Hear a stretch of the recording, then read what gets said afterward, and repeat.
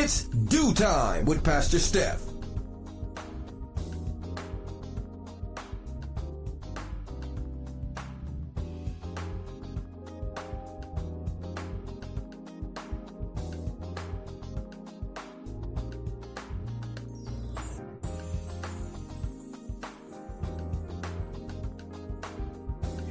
Good morning, and good morning. Rise and shine.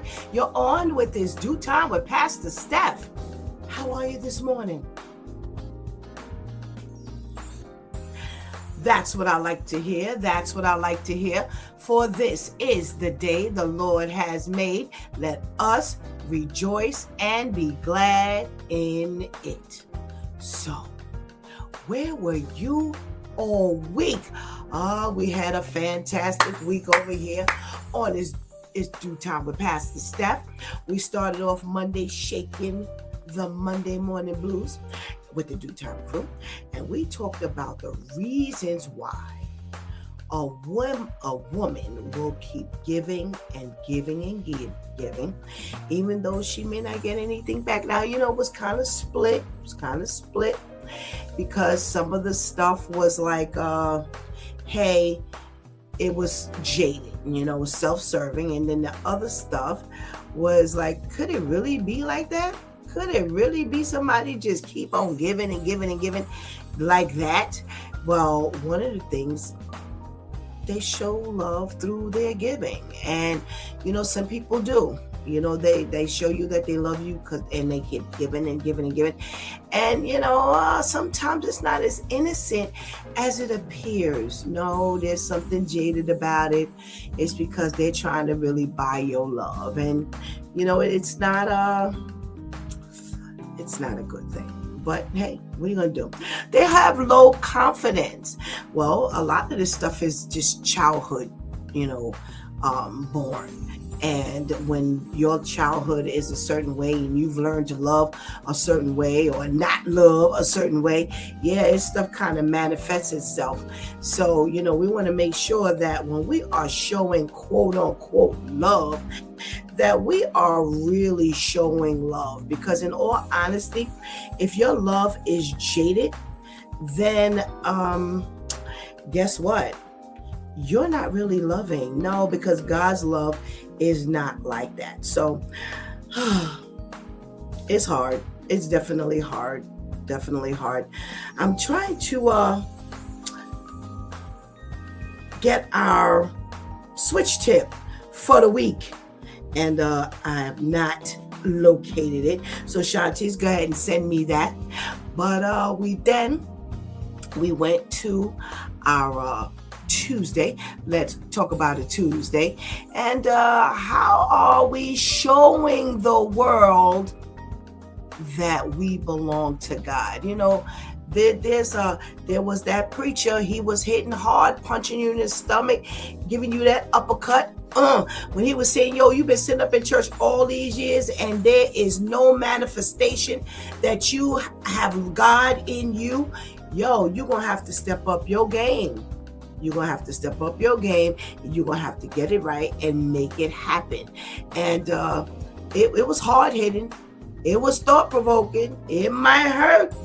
But listen, you're going to have to take the good with the bad when God's word is coming across. All right. So we had the switch tip of the week. Stop coming into agreement with, and you fill in the blank. It was crazy. It was crazy because everything fell right in those parameters.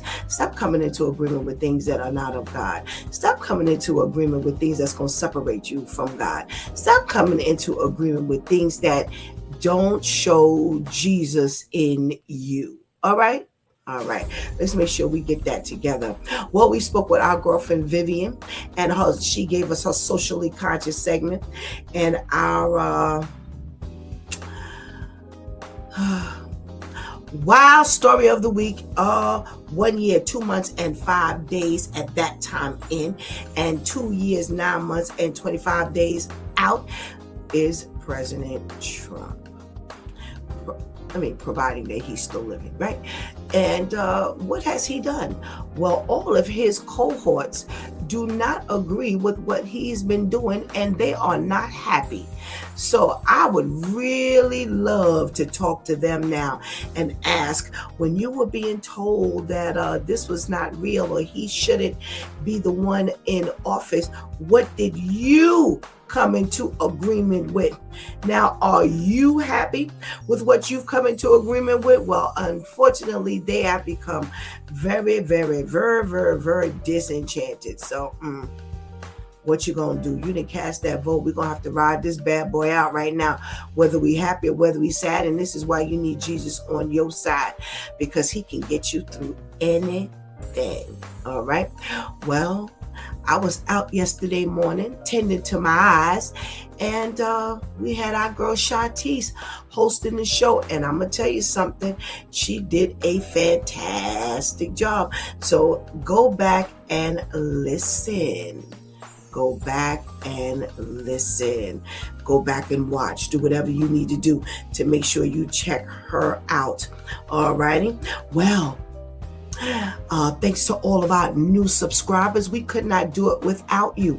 So please make sure you hang out with us. You keep those respectful comments coming in, because boy, have we gotten a season of just disrespect. So we're gonna trust that you trust God, and you are watching, and you are listening, and you are going to be obedient to the things of the Lord. So we're so grateful to have you, so happy to have you. So go ahead and get that healthy breakfast. We're about to get this party started. Go ahead and tell somebody, anybody, everybody that It's Due Time with Pastor Steph is on. And whatever you do, don't go anywhere, because we will be right back.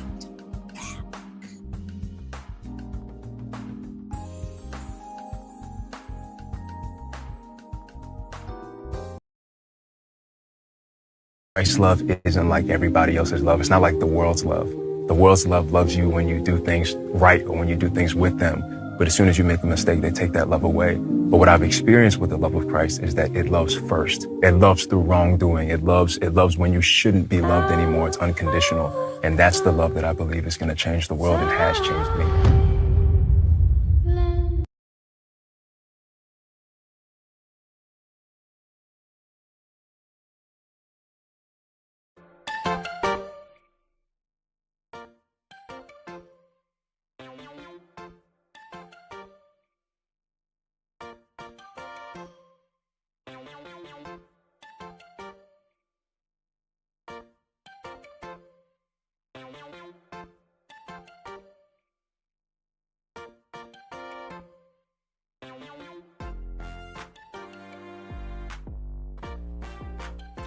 Good morning, and good morning again.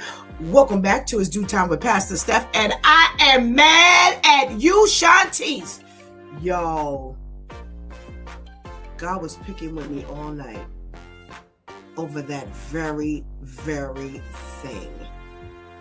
Like somebody got on my crazy nerve, and I was like, I can't be bothered. And look at what God just got finished saying. Yo, see why I say you got to hang out? Because you don't even know what you're going to get today. And here I am hosting the show, and she smashes me in my face. Or did you personally pick that one because you knew I was struggling with that thing? I don't know.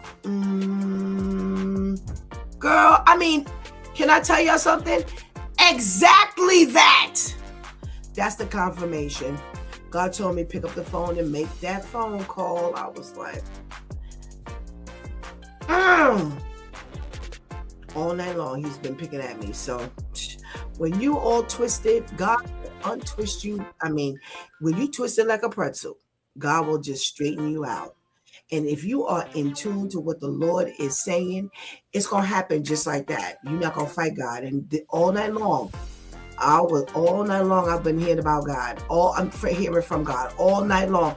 And lo and behold, she goes and plays the PSA of the very thing. Yo. All right. Thank you so much for joining me this morning. If you're in the room, come on. You've got to say good morning. You know why? Because unless you check in, I don't know you're in the room, and I don't want anybody to be in this room and I don't get a chance to say good morning. We got a good morning from our King Terrence. Good morning, Terrence. Thank you so much for joining us. We got a check-in from our boy Serge. What's up, Serge? Thank you so much for joining us. Kitty girl, ain't heard from you on the back end all week. What's going on? How are you? But I know you're going to be on this line early in the morning. Thank you so much for joining us. Marisol, new name, new login. Thank you so much for joining us. Please don't forget to subscribe. There's some great things going on over here and you don't want to miss it. Kayla, thank you, Kayla. We appreciate you for subscribing.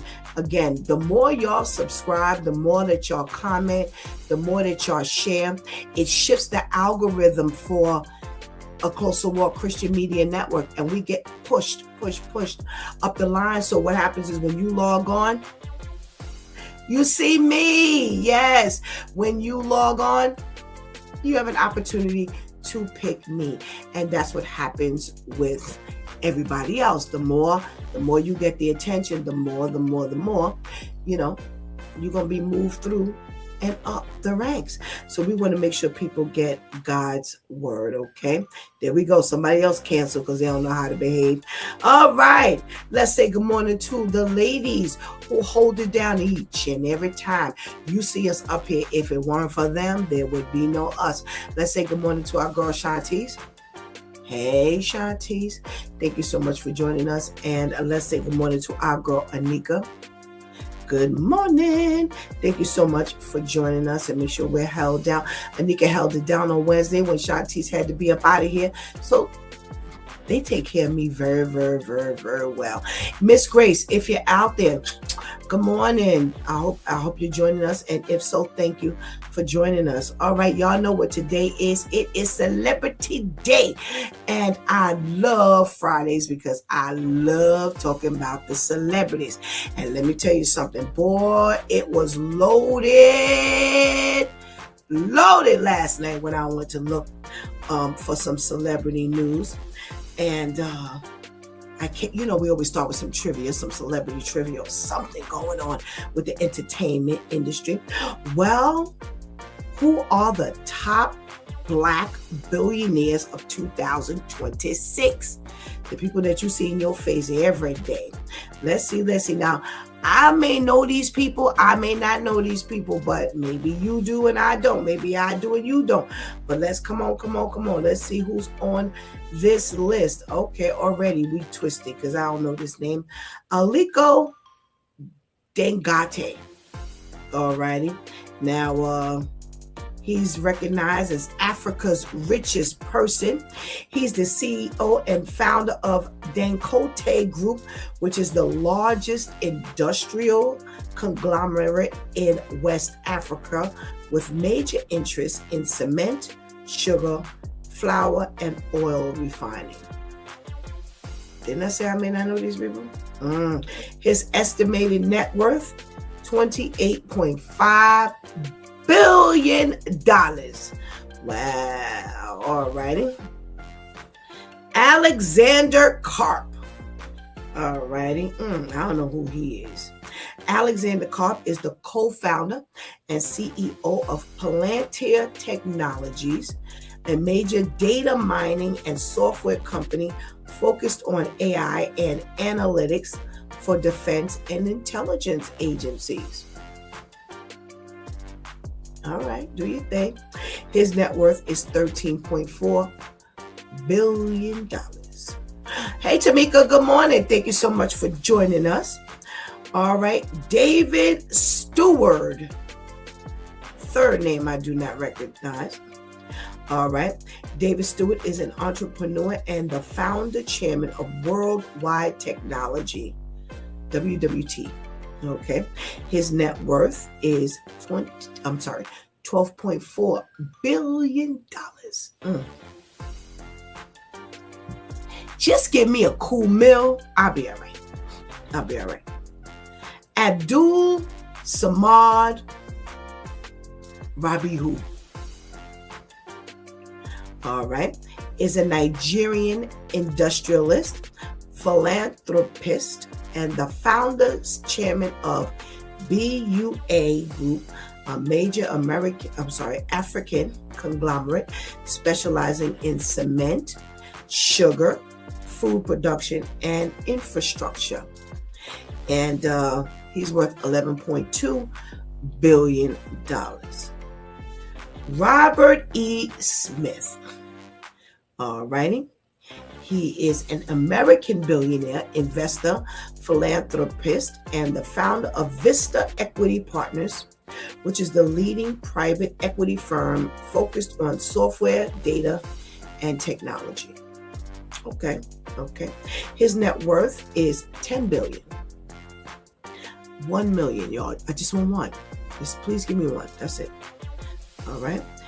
The next person, Mike Adenuga. Okay, he's a prominent Nigerian businessman known as the founder of Globacom, which is Nigeria's second largest telecom operator and corn producing. I don't know what that is, y'all. $6.5 billion. Finally, somebody I know. Michael Jordan. All right. So we know everybody want to be like Mike. Is a retired American basketball player and businessman. Post NBA career, he became a majority owner of the Charlotte Hornets and is one of the world's richest athletes. All right. He is worth $4.3 billion. Patrick Motsepe, South African billionaire, businessman, mining magnate, and the president of the Confederation of African Football since 2021. As the founder of African Rainbow Minerals, he is known as South America's largest Black billionaire. Okay. All righty. Oprah Winfrey is next on the list.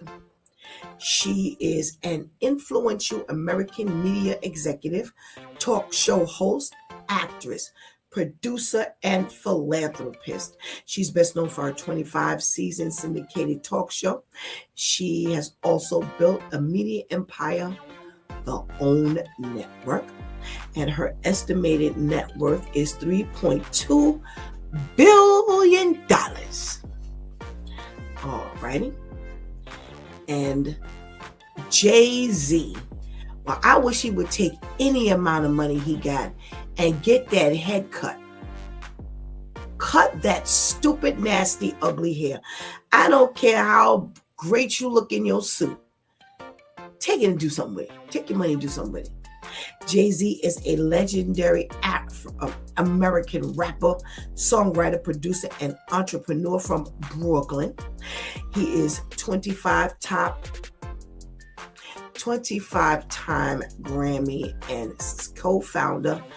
Grammy winner and co-founder of Rockefeller Records, and built a multi-billion-dollar empire, making him one of the most influential cultural figures.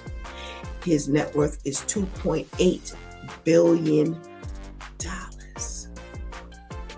And he is officially last on the list. So most of them we didn't even know. Yeah, it's whack. All right, we got a couple more minutes, and I stumbled across another trivia list. So let's see what we got here.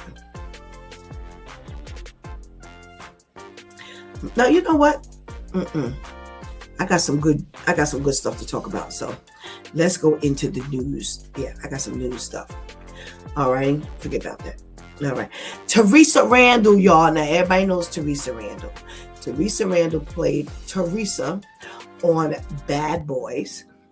She was in, what's that thing with Eddie Murphy? Chachi looks at this thing like crazy. The Eddie Murphy movie. She was, she also played in the biopic movie about Natalie Cole. She played Natalie Cole, and you'll know her face. You'll know her face. Well, they say that she was arrested earlier this week on suspicion of felony charge of corporal injury. So as TMZ is bringing it to the table, they talked about how she was booked on March 1 for injuring a spouse or a cohabitant. All right. And it appears she was released 2 days later. Now, this is an interesting thing. This seems to be a pattern for her to get into some nonsense and then get arrested and then get released. And you'll see why. They say the cops cited insufficient evidence as the reason why they let her go. Well, that's not the first time.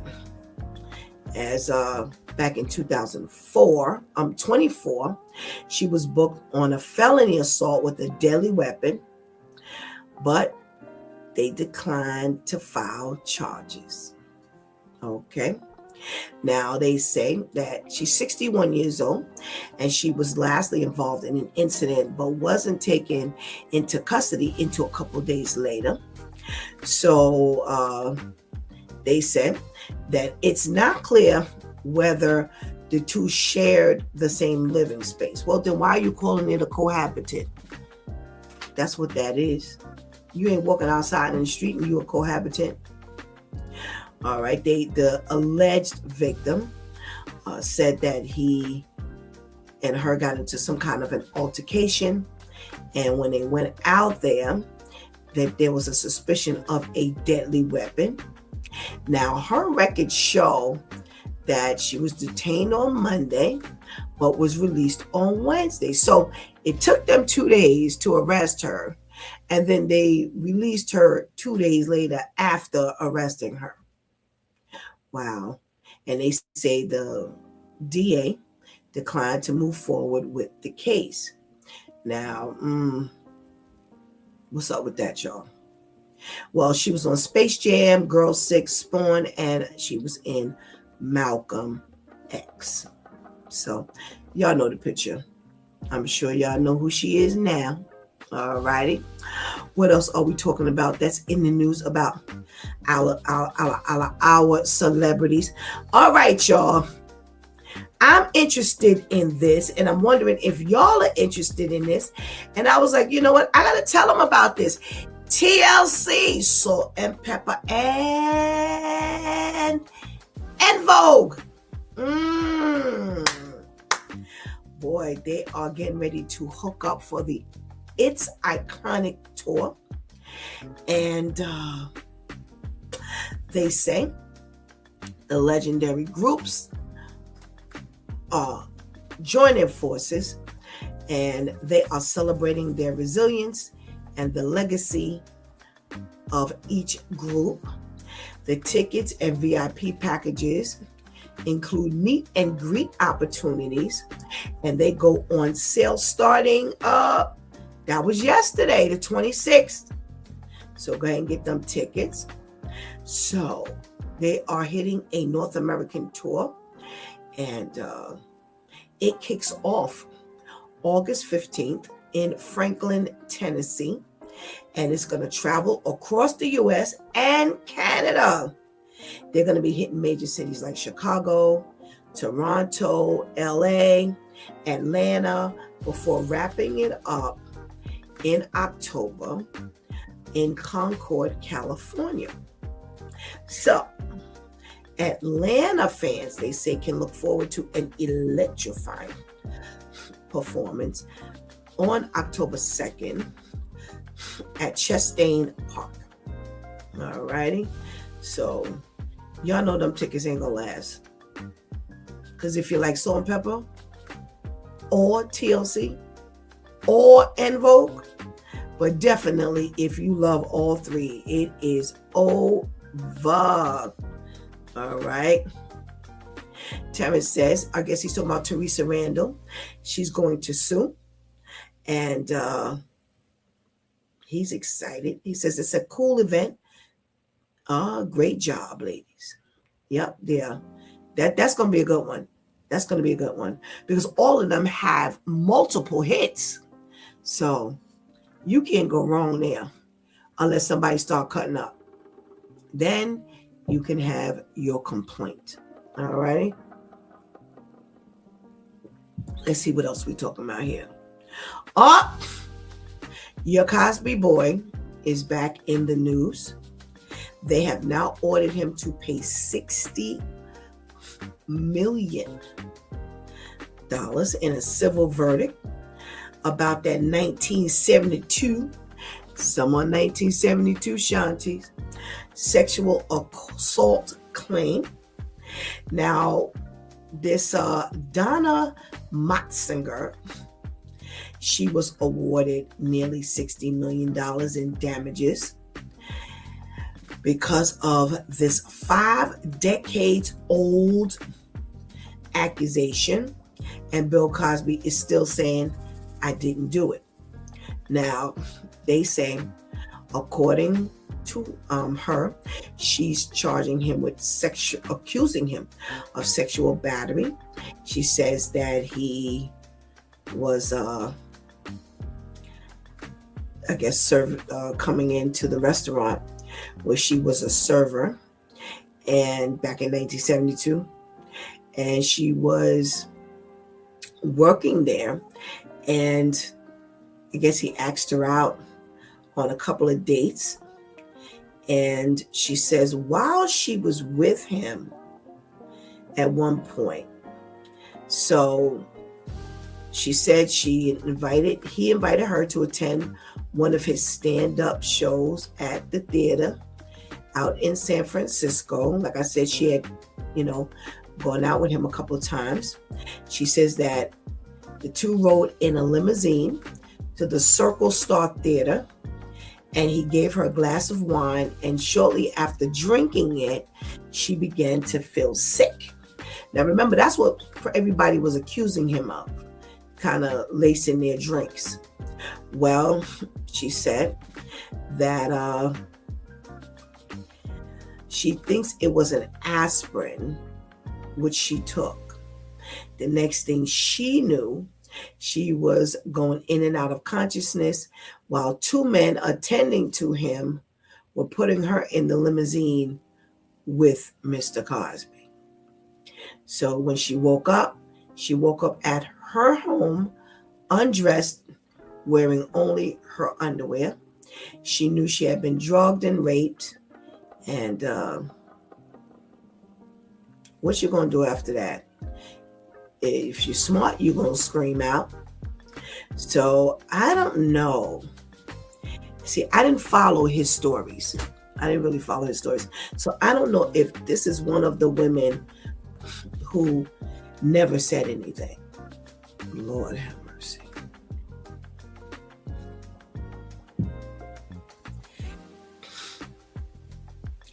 I just don't get this. They make these claims that these people were powerful and they were afraid, and I just don't know. And I'm putting it like that. I just don't know if I just wouldn't say anything. You raped me. Now, we do have the movies and the TV shows where they take your ID and they hold it up to you and they say, remember, I know where you live. But I don't know if she just claimed during that time that she didn't say anything because, she was afraid, or I don't know. Well, we know he was convicted in 2018 of 3 felony counts of aggravated indecent assault. And in 2001, it was overturned because they say he was denied protection against self-incrimination. And in 2023, several women in Nevada accused him of sexual assault, and those cases remain pending. So you didn't just been smashed for this one at $60 million. They're going to take you broke, brother. They're going after your money for real. They are really, really, really not going to pay you no mind. And they wiping you out. Wiping you clean. All righty. So yes, to answer your question, Shantice. Oh, Ketty says, I like both groups. There are three groups going on tour. And Ketty says, I don't know them either, Pastor Steph. I don't know them people. All right. And Shantice is saying, so she took the pill that he gave her, yeah. So she's saying when she fell sick, he gave her what she thought was an aspirin. And Tara says she wanted Jell-O. Okay. Ketty, why did she wait so long to say anything? They awarded her that much money, yeah. And after 50 years, she got close to $60 million. Whoa.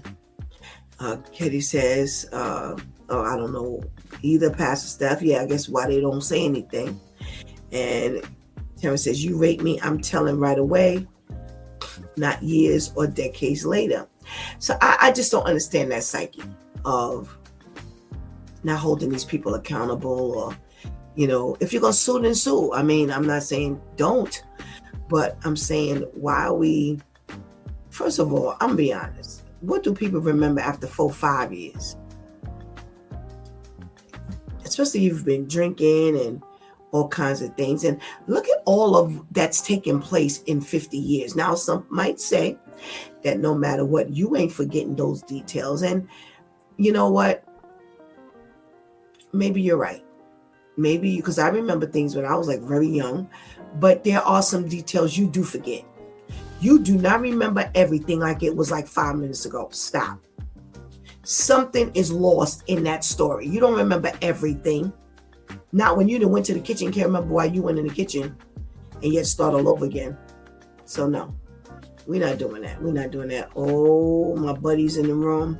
I'm dying to hear what he has to say about this story. All righty. What else are we talking about this morning in the news for the celebrities? All righty. Well. 50 cents is now bringing some $100 million venue to Times Square. Now, he is putting together what they call PH Live, and that's Planet Hollywood Live. It's going to be in Midtown Manhattan. And it says it will allow fans to party with some of their A-list celebrities while catching surprise performances all in one night. They say it's not your average nightclub spot. It's designed to be a full-blown celebrity magnet, hosting everything from pop-up concerts and movie premieres to high-end private parties and major cultural events. They say it's going to be loaded with the state-of-the-art LED tech that can completely transform the venue depending on the event. They say they're going to be surprise performances, live sports watch parties, album launches, and over-the-top birthday celebrations that feel more like exclusive Vegas shows. Now, they say they don't know which A-list celebrities will actually partake in this new venture, but they're looking forward to this being like one of the biggest hot spots. Now, I don't know about y'all. Why?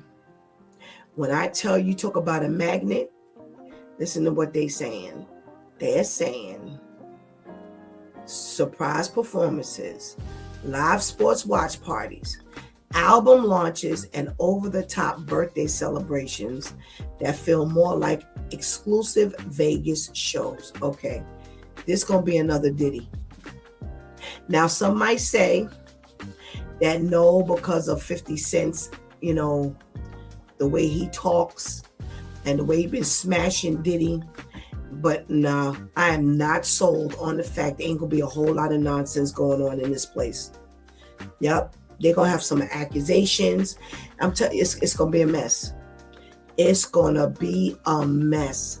You about to put $100 million into one big fat mess. I'm sorry, I'm not believing. Shanti said, I hope they're gonna have A-list security. I'm telling you, this is gonna be a mess, y'all. This is gonna be a mess. Remember, Pastor Steph said it first. Yeah, I don't have a whole lot of confidence. All righty, down to some regular news. I don't know if I want to talk about that one. That was kind of depressing. Oh, I got to talk about this one. Oh, so you have 8-year-old Nicholas Gray, who died after choking in school. So the long or the short of it is, little 8-year-old Nicholas was in school and he was snacking, and he ate a grape and choked on it. Now they say school staff, teachers, a nurse, and a campus police officer responded immediately and called 911. They even tried to clear his airway with a device they used, but the grape could not be dislodged. He was transported to the hospital where he died. And this thing just killed my heart. I saw this the other day, and they are really taking some time to mourn his death. And I was like, can you imagine the kids? Because the kids alerted the adults that he was choking. And here's the thing.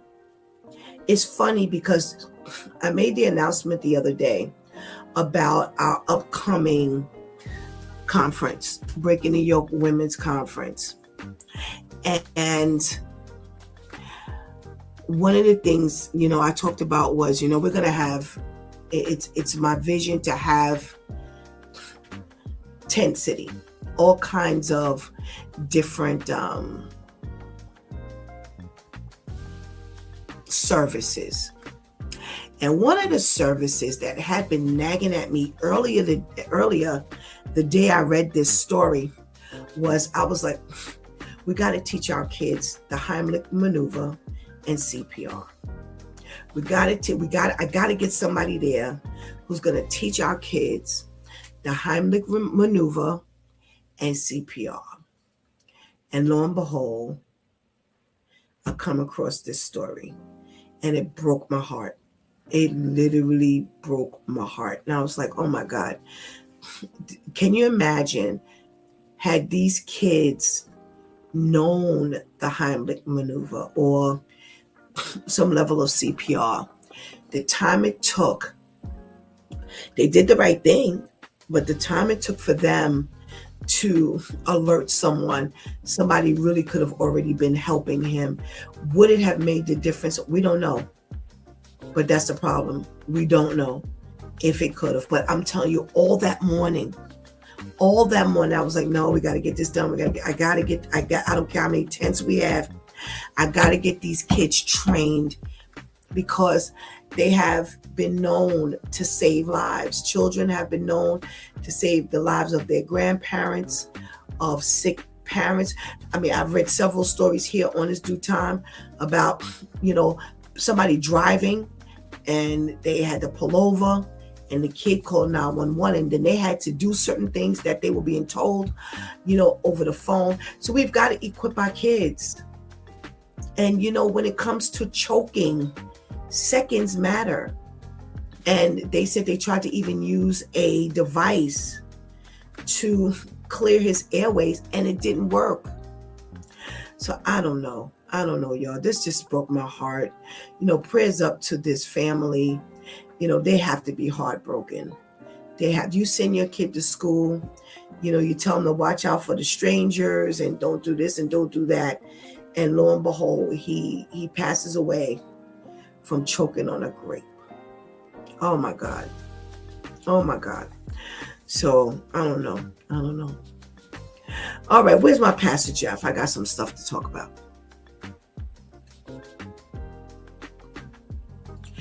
Where's Pastor Jeff? Hello? Hey, good morning. Good morning. How are you, Pastor Jeff? I'm good. How are you? I am well, thank you. I am well. All right, Pastor Jeff. We got Cosby, who is being smashed at $60 million from the accuser Donna Metzinger, who claims that they were riding in the limousine. She started feeling sick. He gave her what she thought was an aspirin. And next thing she knew, she was in and out of consciousness. And when she looked up, like, two of his employees were actually putting her in a car. And when she woke up for good, she was at her house, naked, only wearing her underwear. And this case dates back to 1972. What do you think about this story, Pastor Jeff? Do you think she should have been paid the $60 million?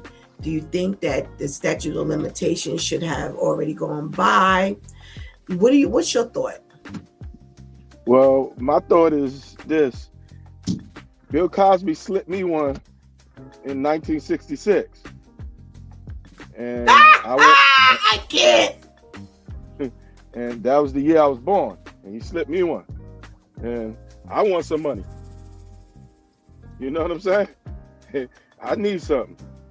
Because it's like, yo, how are they letting these people come that far?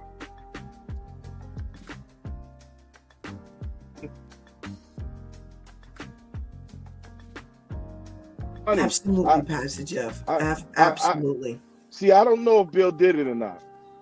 But okay, it's too many years, and you know, and I'm adamant against that because I've had some situations, not like that though, that I'm talking about, dealing legal thing where people just said something, and you guilty, with no proof. And you can see in the jail system how many people are there after 22 years, DNA evidence is finding them innocent. It makes me angry that it could be that many years and all of a sudden she getting $60 million. But listen, hey, I don't know what to say, but I don't think it's right. Now, if they have DNA evidence, if they got this, or if she would have came, even a couple of years after the fact, I don't know. I got a problem with that. Well, I actually happen to agree with you, Pastor Jeff. I really do, because, you're talking about 50 years later. And I don't know if this is her first time in these last, since everybody else started talking in 2018 that she, started talking. But, that's a long time to have somebody, held accountable for something that you have no real proof of, just on somebody's word. Now, as far as they're saying here in this article, there was no proof.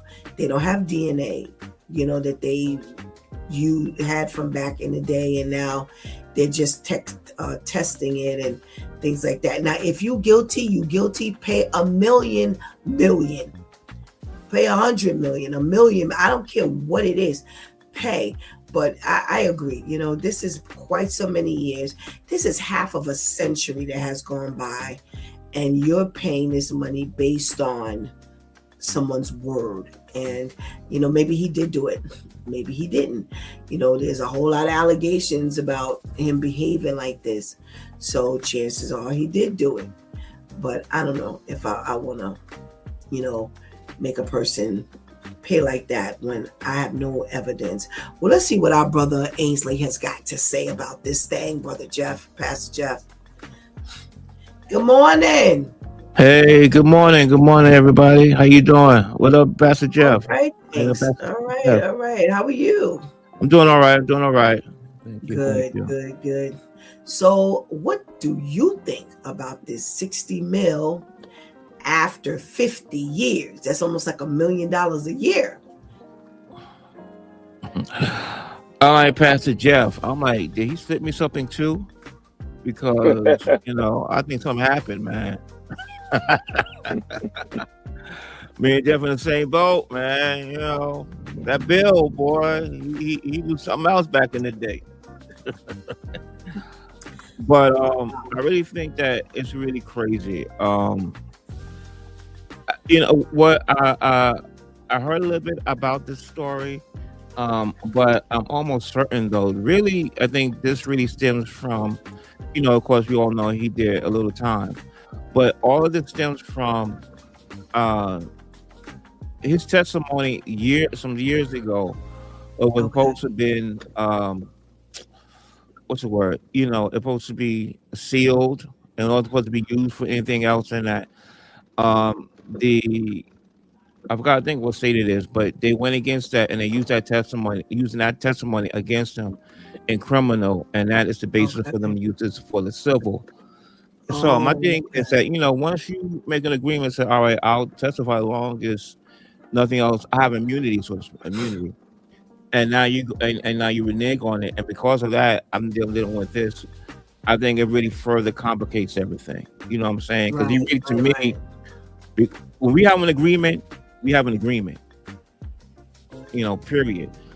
And now because the state and the prosecutor want to not honor it all of a sudden now.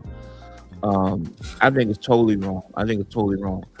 And I mean, there should be justice, beyond the regular statute, the statute of limitations and stuff. But at what point, though, okay? Because, I mean, like somebody say, you did this 50 years ago. How am I supposed to remember what I did, I can't remember what I did like 10 minutes ago. I'm going to remember what I did 50 years ago?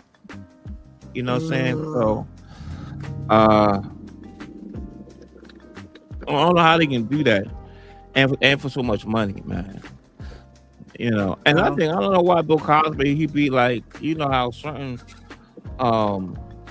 wealthy people, how is you can own nothing. So when something like this happened, you'd be like, listen, I ain't got no money. Ainsley beat me up 30 years ago. And you know what? He was bullying me. Well, I don't know if Ainsley got any money for you to want to make that claim, Pastor Jeff. Listen, I got beat up. I'm claiming his future money. Y'all don't know, Pastor Steph beat me up last week. You know what? She did the same to me. You too, man. What? Yeah. We could do a class action suit right here. You know what I'm Oh saying? no. Well, can I tell you something? All I got is a little disability. And I'll take that. I'll take it. If they give Me it just with that. That's all right. I'm sure y'all are worth a whole lot more money than I am. Y'all be quite disappointed when all the chips fall. Oh my goodness. All righty. Let's see. Anika says she's getting $60 million off Cosby and they can't indict one person yet for the Epstein cases. Okay. Right. Won't indict. All righty. And Serge says he should go by the name Bill Giver because they are collecting some money to pay their bill. Wow. Yeah. All righty. I want to know what y'all think about this 50 Cent investment. He's about to invest $100 million into this PH Live, Planet Hollywood Live. And they said that it's going to have the state-of-the-art LED technology. They are going to have surprise performances, live sports watch parties, album launches, and over-the-top birthday celebrations that feel more like exclusive Vegas shows. My thought is trouble. What's your thought, Ace? Are you gonna invest $100 million into this? Yep, This is really in Times Square. in Times Square. I think it's crazy. I'm down for an investment and stuff like that. Man, if you got that kind of money like that, be a guest. Because I think also too, wasn't JT trying to put a casino down there too? Yeah, but they said That no. makes that. Yeah. I'm like, hey, go for it, man. I guess you gotta be in it to win it, man. It's been a while since I've been around, Midtown, Times Square, and stuff like that. But ain't enough stuff down there as it is, So I say go for it then. He got it. Go for it, man. Let's see a black man do something down there. All righty. What you say, Pastor Jeff? $100 million. You said Times Square. What's the purpose though? PH Live, Planet Hollywood Live. They are going to have surprise performances. It's going to be like a high-end nightclub, and they're going to have live performances, surprise live performances. This is supposed to give the public an opportunity to mingle with A-list celebrities. And they're going to be doing surprise performances, live sports watch parties, album launches, and over-the-top birthday celebrations that feel more like exclusive Vegas shows. That's what we need in our Times Square. Well, I don't know if we need it, but he gonna make some money. That's why they doing it. It's about the money. Hey, don't knock him. This is what society is calling for. Everybody want to get next to a famous person, and take pictures. So he capitalizing off all that. Good business move. Yeah, I'm not knocking it. I'm deeming it trouble coming down the pipeline. I believe this is going to be some trouble. That's talked how about I'm Diddy. That's how I'm going to get to 50. I'm going to go to one of those things, and I'm going to say he touched me. Yep. I'm serious. They're talking about all these people can be, elbow to elbow with A-list celebs. It's going to be a mess. I ain't knocking them. Go spend your money. You made it. You earned it. It ain't for me to tell you how to spend your money.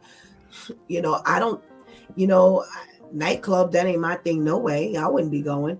But yeah, that's going to be a mess in my opinion. You think I got remember Times Square? That's prime real estate area right there. So the cost of space is really high there too. So very expensive. Mm-hmm. Expensive. So it's $100 million. It sounds like a lot of money. But guess we talking to that area, he basically got like 2 apartments. Yeah, I guess he do.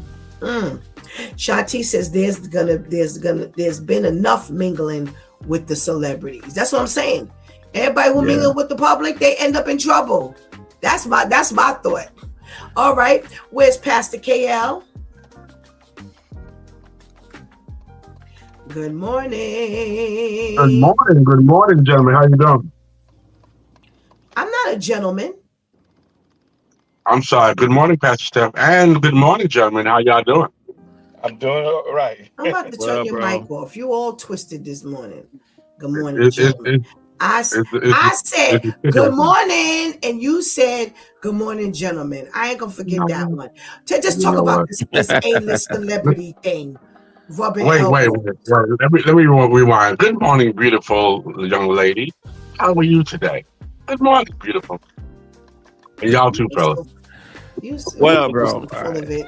You didn't blow it. I didn't told him I'm close to 60. The young lady is too late. That was the 30-year ago Good conversation. morning, old lady. Good morning, old lady. There you go. That's me. Good morning. Oh my goodness. How are you? I'm well. Good. So, what you think about this 100 mil in Times Square to rub elbows with the celebrities and get all of your fanfare going on? I think it's a ploy to make money. I heard you say there's going to be surprise visitors. Every day you come, this is not the surprise day. They just getting money, man. Hoping that they gonna see somebody. It ain't today. Oh man, you just missed them yesterday. You know, how much is it gonna cost to come on in here? You know, just to see the surprise people. No, they're gonna get all that money from them tourists because Times Square is nothing but tourist people down there. It's a ploy to make money. You know what I mean? It's a setup. There's not gonna be a surprise. There'll be a surprise once every. The surprise is you paid all this money for nothing. That's the surprise. Okay. I'm gonna remember that. So when they start advertising about how well it's going, I want to see if they're gonna put that in the news. I'm gonna remember that because I wouldn't be surprised. They said surprise. So, like you said, that is not guaranteeing anything on any particular day or how often. Right. So I didn't think about it, but now that you say it, wow, that's something that'll make you go, But let's see what Brother Al has to say without the rap today.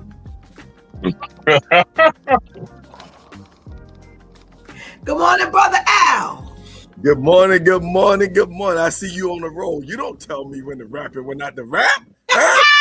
You don't do It's that. my You don't show. do you don't There will be no surprise rappings going on here. I'll see you in court. I'm not going for this mess. Good morning. Good to see everybody. Hey, look, What up, bro? My job asked me to go pick up something from downtown. So I thought at first I was like, no. Then I was like, wait a minute, I go in super late. It's beautiful. I shall do it. Amen. That's Amen. right. One quick thing, Pastor Steph. I was listening in.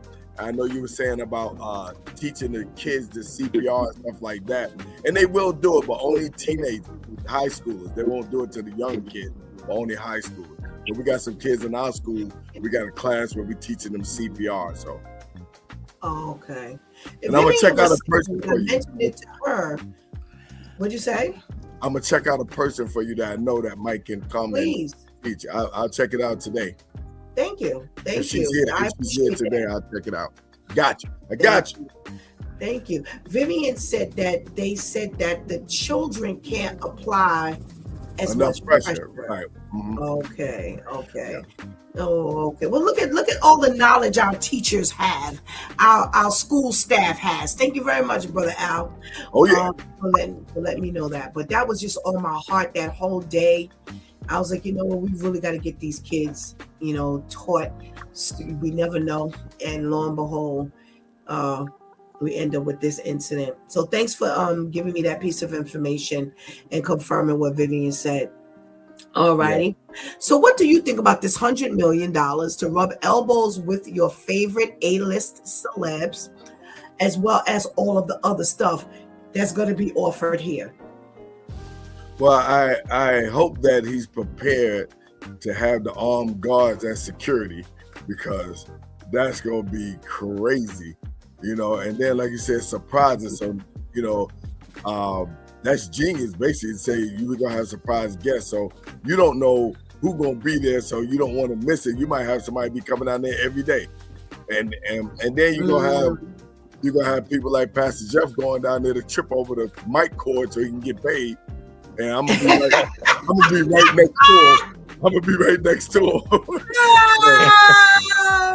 So it's definitely people get so into the money. It is a money making thing, but also I don't think he's looking at all that stuff. With people who are looking to make money. Well, let me go down there and just like I think it was one time it was Cardi B was at a concert or something, and she said something about throw water or something. And the girl took it the wrong way and threw water at her on stage. She got mad. Yeah, right. She threw the mic and hit the girl, and now the girl sued her. So you looking at people who said, "Man, I'm gonna make me some money too." Yep. So I hope he got the armed guards around, because that's like you said. I really think that's gonna be a mess as well. Shanti says agreement. She's in agreement with you. She says, I hope they're gonna have an A-list security. Yeah, she's just like she's thinking like you are, Pastor Jeff. Tamika says, with all of the fanfare surrounding 50 Cent, I'm not buying into it. Wow. Okay. Terrence says, it's good seeing all my brothers at once. Oh yeah. Wow. It's a lot of responsibility, Terrence.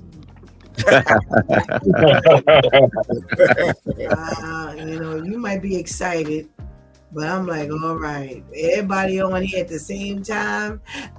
This is one of my favorite days, actually. I have a lot of fun on Fridays. And Terrence says, I don't think a lot of things bad would happen with the 50 thing. People. Bad. Like Ralph Crandon said, I got people to the left of me, I got people to the right of me. I got people in front of me, I got people in back of me. Equals problems. Yep. I don't care who's in charge. Like I said, we'll find out. We'll find out soon enough. And the first person I'm calling is Terrence if something goes wrong. Terrence, remember what you said? Yeah, I really don't think this is good chemistry. And too, Pastor Steph, too. So especially if he have the rappers out there. But this person got a beef with this person, and this person got a beef with this person. Oh, he gonna be in Town Square. We gonna go see him. Yeah. But they don't even. What? Yeah, Brother Al, 50 always got some stuff stirred. Yeah. And that's what I agree with you. She said, I'm not buying it.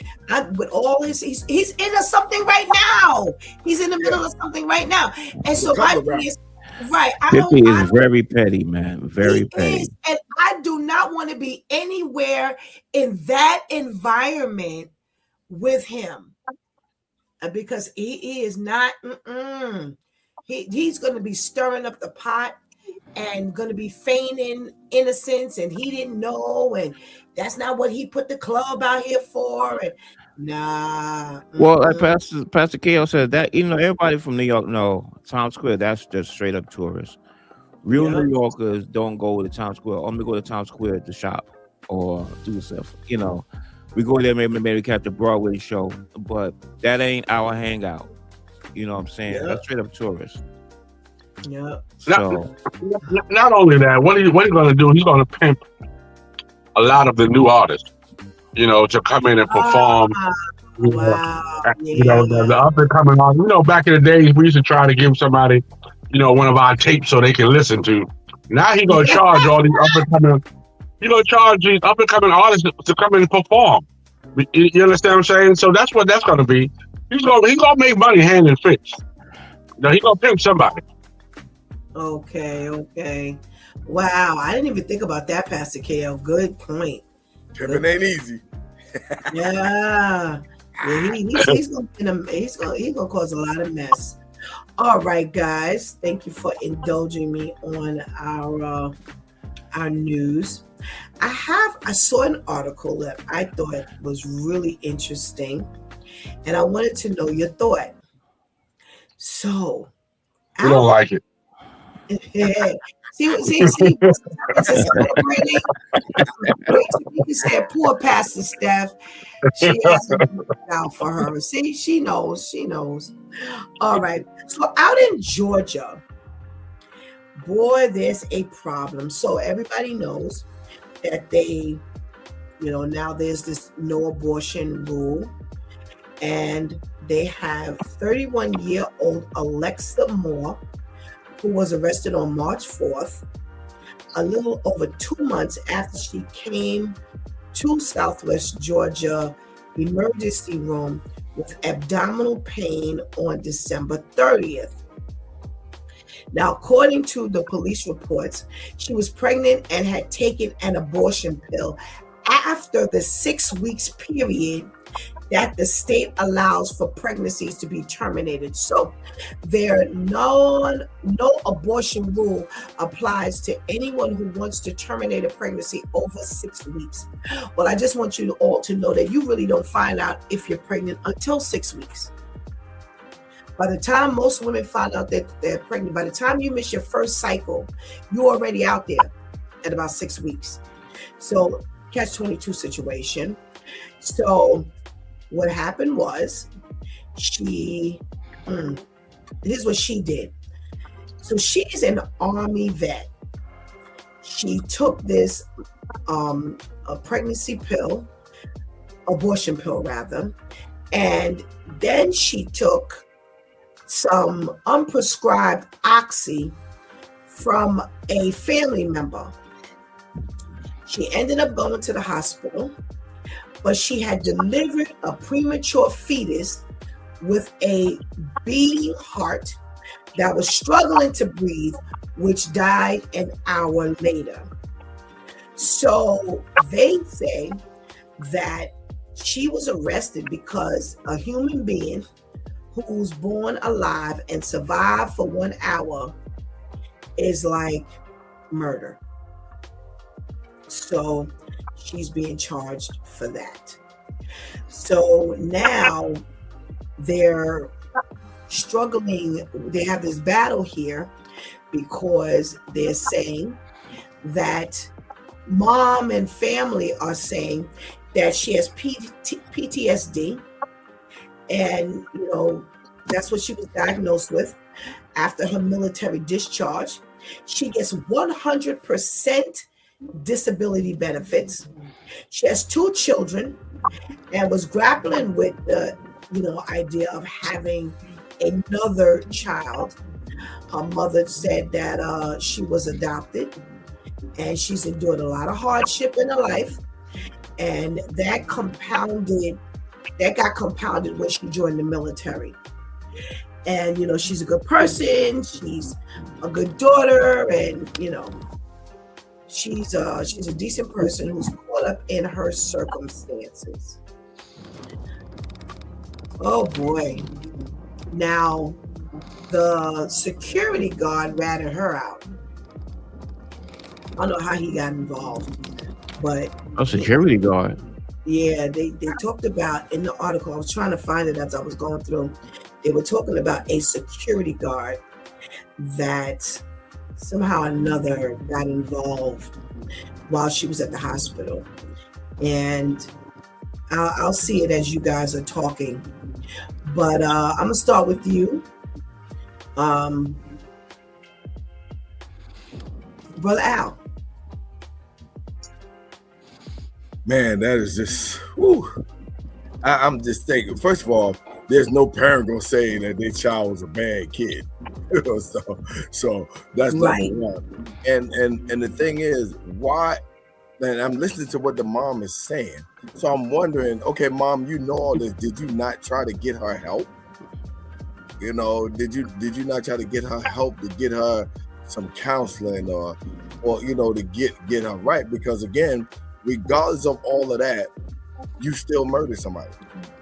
Regardless, that's what the law said, that if a child or a person lived for an hour, and you did try to kill the child by taking an abortion pill. So regardless out of all of that, you still did murder. And it's sad that it got to come down to this point to say, oh, well, she was dealing with this and she was dealing with that. Okay, what about the prevention? Why didn't nobody get her help? And I can imagine the pressure on her.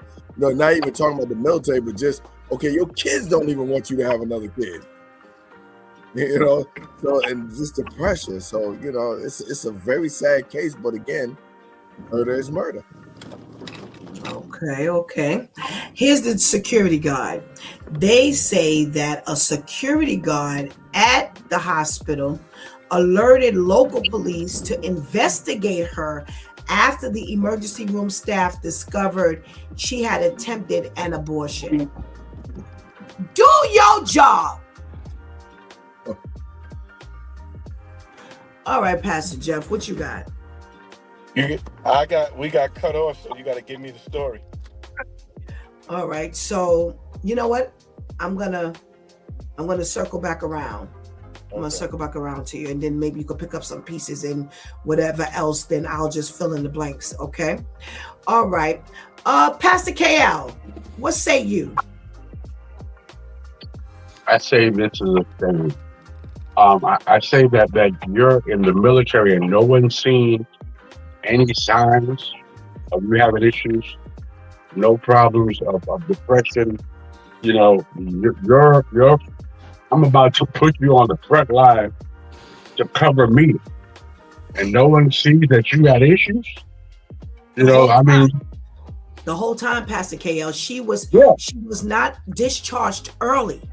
It was until after she served her time and was discharged. Right. So here, I'm going to be in a foxhole with this crazy woman who has issues, and no one saw the signs. You know, I blame the military too. You know, this is the person who you putting on the front line to fight for all of us. You know, let's forget about the baby at this point. You know, you know the potential that I would have died. You know what I mean? You wasn't covering me. You took a pill for me to kill me, and no one saw that. Yeah, I think a lot of people dropped the ball on this one. All right. Come on, Brother Ainsley, what you got? If I'm understanding this correctly, she's facing charges because a security guard want to be a snitch. Right. That's a mind your business. So I mean, when you go to the hospital, there's certain things, protocol that your health information is private. Right. The only person involving, the medical staff. Security is not medical staff. I'm sorry, I didn't know. Making sure somebody don't cut a line, watching the door means you involved over into my medical history, why I'm there, and stuff like that. So my bigger issue is that, I don't know how they're gonna sustain that prosecution, being that, a snitch, man. Right. So I think civilly she got a good action against the hospital. But it's crazy. It's sad. It's a lot to the story though. Because a lot of people who do the I know where was she deployed in the military? What she's doing? A lot of times people, they come back, they're not the same coming back as they went. What she's seeing, what she was had been witness to, that might have affected her mental state. Again, also we said 6 weeks, like you said, one might not know until 6 weeks. I mean, like, who determined that? I'm like, why is it 6 weeks? Why is that 8 weeks or stuff like that? Because they haven't. I'm going to answer that because they're saying that after the 6 week period, the child it's a child. Okay. It's not the fetus. It's not an embryo. It's a child. It has a beating heart. So they're considering it a person at that point. So okay. That's why. Mm-hmm. Yeah. All right. Okay. That makes sense. I can see that.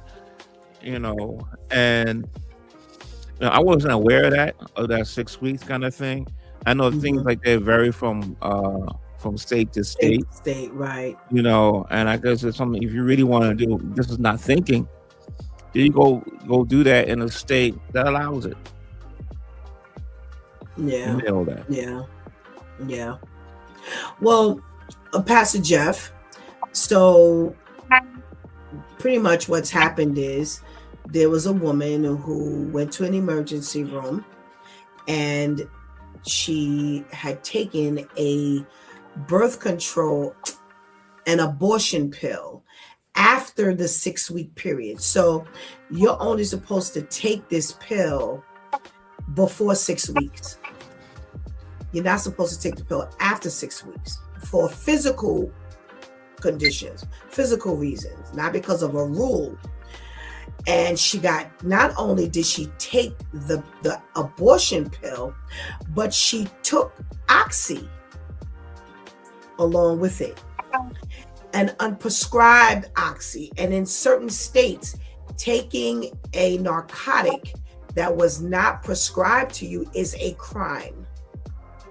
So now it really looks like she's trying to kill this baby. So when she went to the emergency room, she told them what had happened, and the security guard got a hold of it, and he called the cops and reported that she had come to the emergency room and she had tried to kill her baby. Well, I could see them throwing this out altogether, but in any event, so now they have arrested her because they said that she broke the law and tried to abort a child after the 6-week benchmark. And so now she's sitting in jail waiting to go to a hearing. So what I did say to the guys, I said, well, for a woman, generally when she misses her first cycle, by the time you get to the doctor, take that test or whatever, even if you buy your little home pregnancy test, most times women have already reached the 6 weeks. So once you find out, you already didn't cross the line of allowable time to abort this baby. So everybody's weighing in. What's your thought? What state was this? Georgia. Okay. Well, you're right about that 6-week thing. Most abortions back in the days that I paid for, it was after 6 weeks.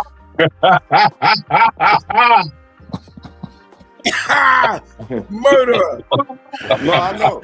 Listen, I was Brother Jeff, boy. I was You a never low-down amaze sinner. us. Stop amazing us, man. I was a low down sinner, and I know it.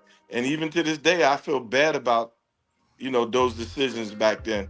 A lot of those women, some of them are my Facebook friends, and every once in a while they want to send, oh, you know what you made me do? I didn't make them do nothing now. But that's what they put on me now, and I do feel guilty, but because I believe, it is life. So you couldn't get me to pay for one now, but I ain't gonna be running around making no babies with nobody that I gotta pay for one now.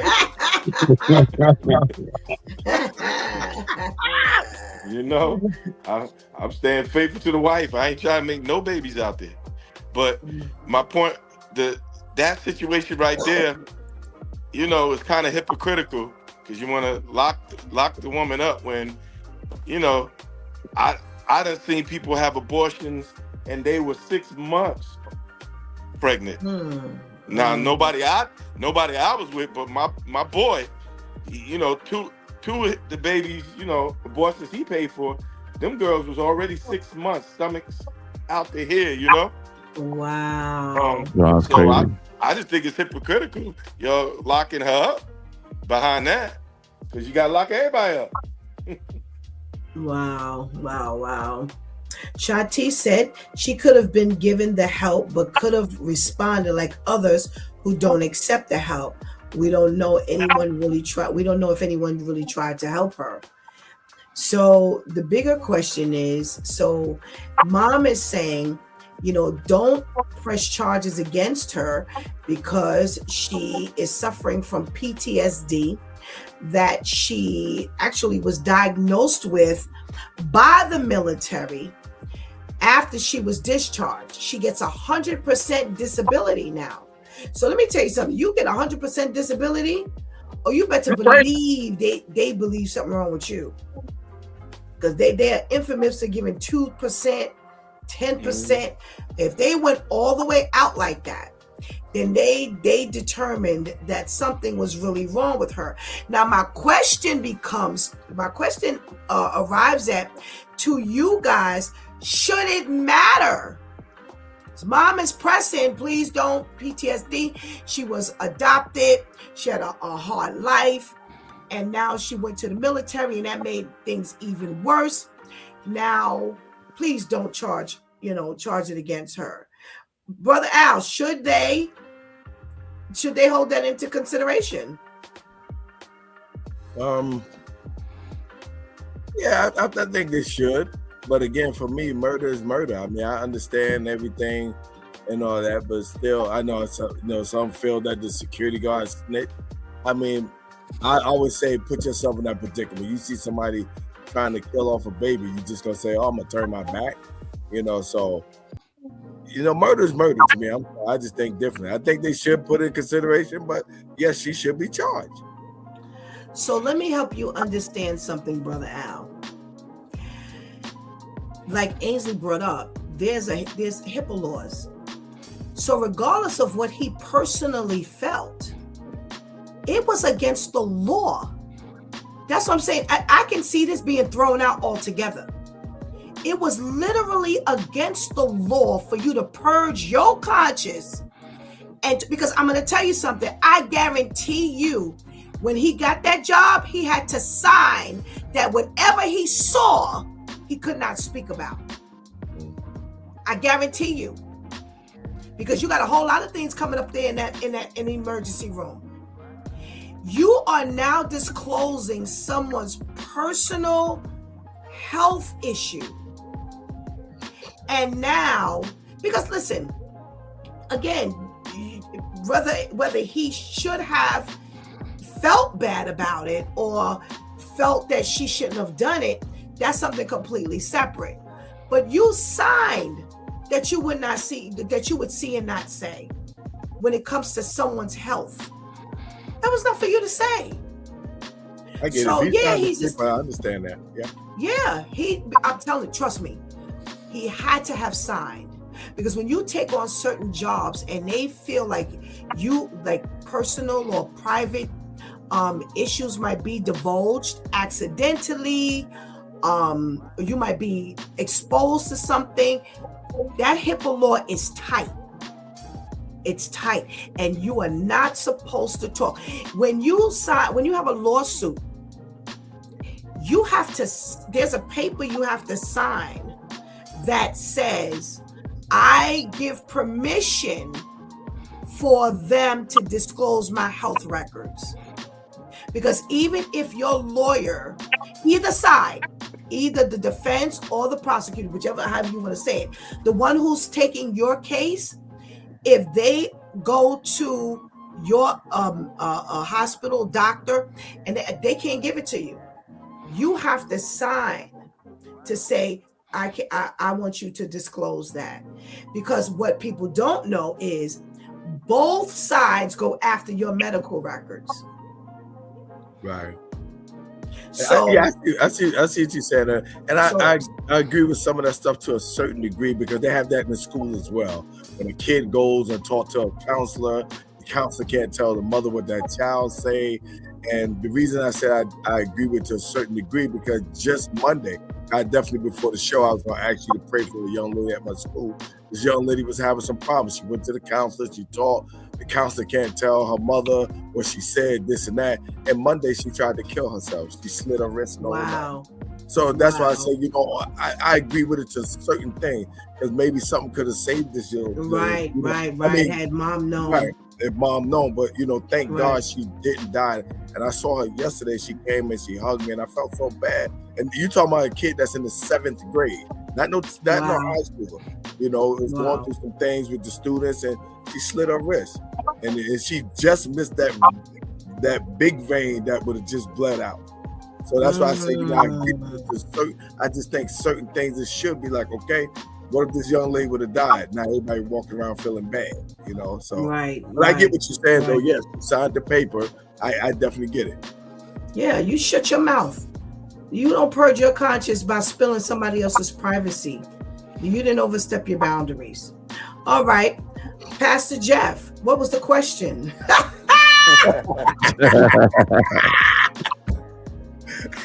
What was the question? Ainsley What was was listening. the Ainsley, what was the Could question? the Ainsley? could the Holding it like- PTSD, right? Should it even matter? And now they're saying, okay, you know what? We're going to consider all of that, and we're not going to charge her. Well, my thing is, can they charge a mentally insane person for a crime? Right? They can't even face trial because they're mental. So Right. she's mental, and can you charge her? But since she is mental, you'll need to put her someplace, where folks are safe from her too. Okay. Brother Ainsley. Yeah, it's gonna carry some weight. That whole, PTSD. I mean, mentally, you're not altogether there, and it's certified you're not altogether there. So it's got to play a part in it. It's almost a catch-22 though, because from my understanding, she said she took oxycodone, which is like a painkiller. So to me, she knows she's gonna go through some pain.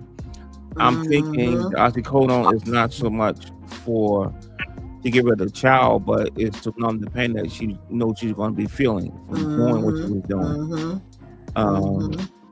So, it's a kind of catch-22, but it does carry some weight of a mental state. And, and probably, again, here we go with this security guard, man. Now, I could see it if, if we might be at the same place, have the nurses and the doctors.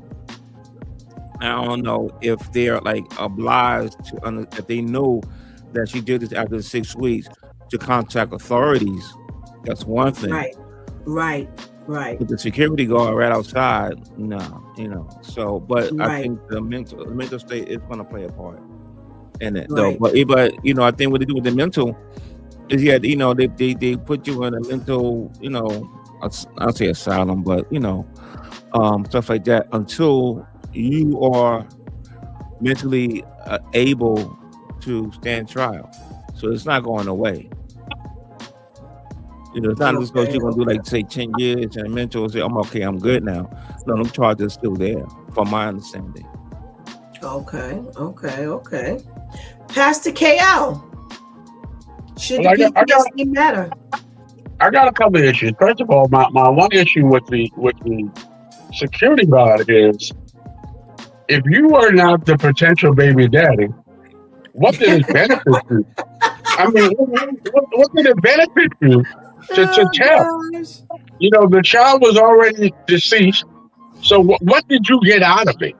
You know what I'm saying? What was the purpose of you telling? If this wasn't if I'm the security guard and this is not my child, and I don't feel bad about losing my child, what did it benefit you? What did you get out of it? Now, Whatchamacallit made a good point, Ainsley, when he talked about the oxy. So here you are, you diagnosed with being crazy, but you got enough sense to know what to take to keep you from hurting. So how crazy are you? You know what I mean? But you got 100% crazy, but I ain't that crazy. And then the other thing is, how young were the other children? So here you are, you killing a child. Did they take the other children? Because if you crazy, you have the potential of killing them too. Okay, so for me, I think there's some things that's being gelled here that I personally would not gel. So they never said that she posed a threat to the other children. There was never anything that was said that she had some case pending. because she posed a threat or she did something to the other children. When I say gelling things together means I love Shantice and Shawnice, but do I want a third child? Now, I'm not going to go into whose negligence it was. She should have thought about it before, because we kind of know that. Well, hold up, Steph. Wait, Steph. But then you just say, and before you was describing it, that the kids didn't want a third child.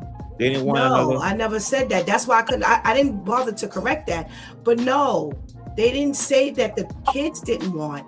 They said that she had 2 children already, and she was grappling with whether she wanted another child. That's why when somebody said that, I was like, well, where did they get that from?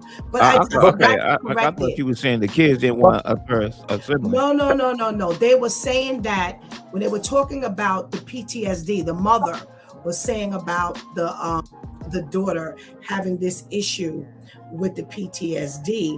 They were saying that, all right, so she's already going through some, pressure in her life. Remember, right. This is what she's saying, she was adopted, blah, blah, blah, blah, blah. So she says she also has 2 children and was grappling with the idea of having another child. And that's what a friend had told. Pastor Steph, let me ask you a question. So when you say that, in order to get 100%, I've never been in the military, they do a thorough investigation. And you said that a lot of times it's 2%, 10%, but it's hard to get 100%. So if the military does this thorough investigation and deems it that you get 100%, shouldn't the conclusion be that you're a threat to other people? No.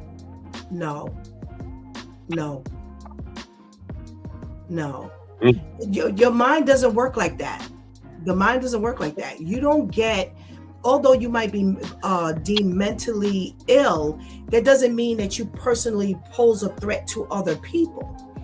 That's why I was saying, I'm looking at the article and I'm saying, well, they never mentioned that she was a danger to anyone else, or she had a pending case with, something had happened. There was an incident with the other children.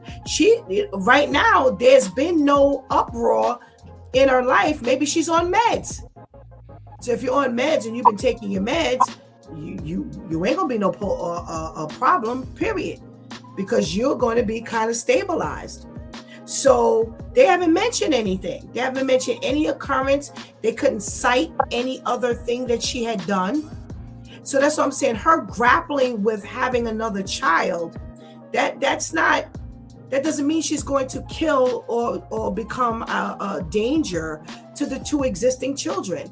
Right now, she took an abortion pill to get rid of the baby that she was pregnant with. That doesn't necessarily mean that she's going to harm the 2 that she has already. I agree with you. I had a member years ago that she sent her 8-year-old daughter to the park, and she slit her 1-year-old daughter's throat and killed her. Oh my God! So she decided, she didn't, wasn't going to harm the 8-year-old one, but she slit the 1-year-old one. So and it was like, wow, why'd you not kill both of them if you crazy like that? But found out that she killed the 1-year-old one because the 1-year-old one was born with, I guess, HIV, and she hated the father. You know what I'm saying? Okay. I know it's gonna be a father thing right there. Oh yeah, I figured that too, Ace. I figured that too. Dad issue right there. Yeah, but when you look at it, you think about it, just looking at what Pastor Jeff just said, right? So you got 2 kids. She sent one to the park, and then she killed the other one. Would you trust her with your other kid? You don't know what she might do to the other one. You see what I'm saying? But that's what I'm saying. There was evidence that there was a potential for her to hurt the other child, but there has not been any indication. So you can't assume. That's what I said. I'm with you with that particular case. Yeah, that would set up our antennas to say, you know what, you hurt one child. We're going to take any child or children you have, because that means that they're in potential danger as well. But we're not saying wait for the danger, wait for it to happen. But again, they always say the mind is very complex. And that, I think Pastor Jeff's story is an indication that the mind is very complex. You had 2 kids, but now you're gonna separate the kids, and you got a reason to kill one, but you don't have a reason to kill the other. They your kids, regardless of how they got here, but in your brain, you've separated the 2 of them. So with the complexity of the brain, I don't believe that it should be gelled together. Right, Because so she it's like, killed a pretended baby. yeah, so it's like, okay, oh, so I hate to say it like this, but say, you know, she's certified crazy, but she's not so crazy to understand that, listen, I got 2, and these 2 right here is enough for me. I can't go with a 3rd one. Right. I ain't that crazy where I can realize Right, I can't have another one and deal with another rugrat running around here. Right. And stuff like that. So, like, I don't know how old the other 2 are, if they older. And it's like, listen, I'm not trying to go through that, you know, that whole baby stage and, you know, that kind of stuff. And so, you're right. So mentally, it's like, okay, yeah, you certified, but okay, but you can still think logically to a certain extent. Right. There's some cognizance, and you actually brought up the other level of cognizant of something of, I'm getting ready to take this pill that they didn't say I should only be taking before 6 weeks. So I'm anticipating there's going to be some issue with the pain. So I'm gonna try to, you know, already deal with the pain before the pain comes. So there's some logical thinking here, you know, because that would make sense. You know you're going to get into some painful area. We have some comments here, and I wanted to read them. What about the baby father? He's nuts too for messing with her. Yeah, and it could have been somebody right from the military. You never even know. Those crazy ones be the best ones, man. I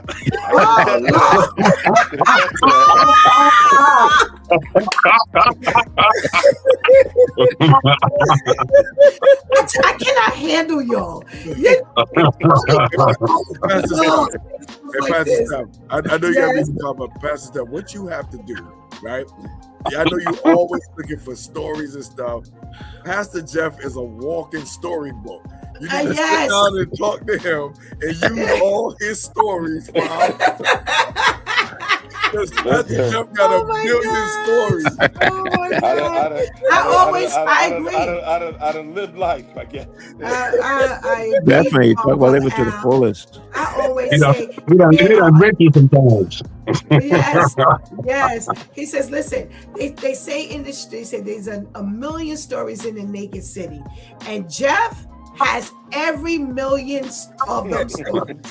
He has left nothing on the table untapped at all. I love talking to Pastor Jeff because listen, you can just kind of bask in the I think the stories. rest of them got the stories too. They just don't tell them. Yeah, we got stories. Yeah, we got stories. Every time I see Pastor Jeff on, I'm in there popping popcorn. Get ready for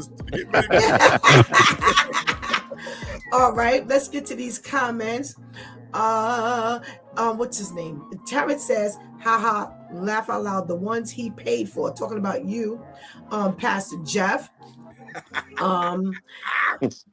Let me see. Let me go up here. Terrence says he thought he was a superhero. You are just security.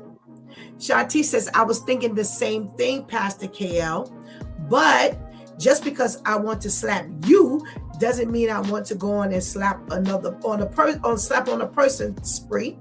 How are we getting there? So, you know, this is some complex situation here, and my prayer is that it's handled properly. If she is a danger to her other children, then definitely remove them from her care. We don't want them under, you know, any danger.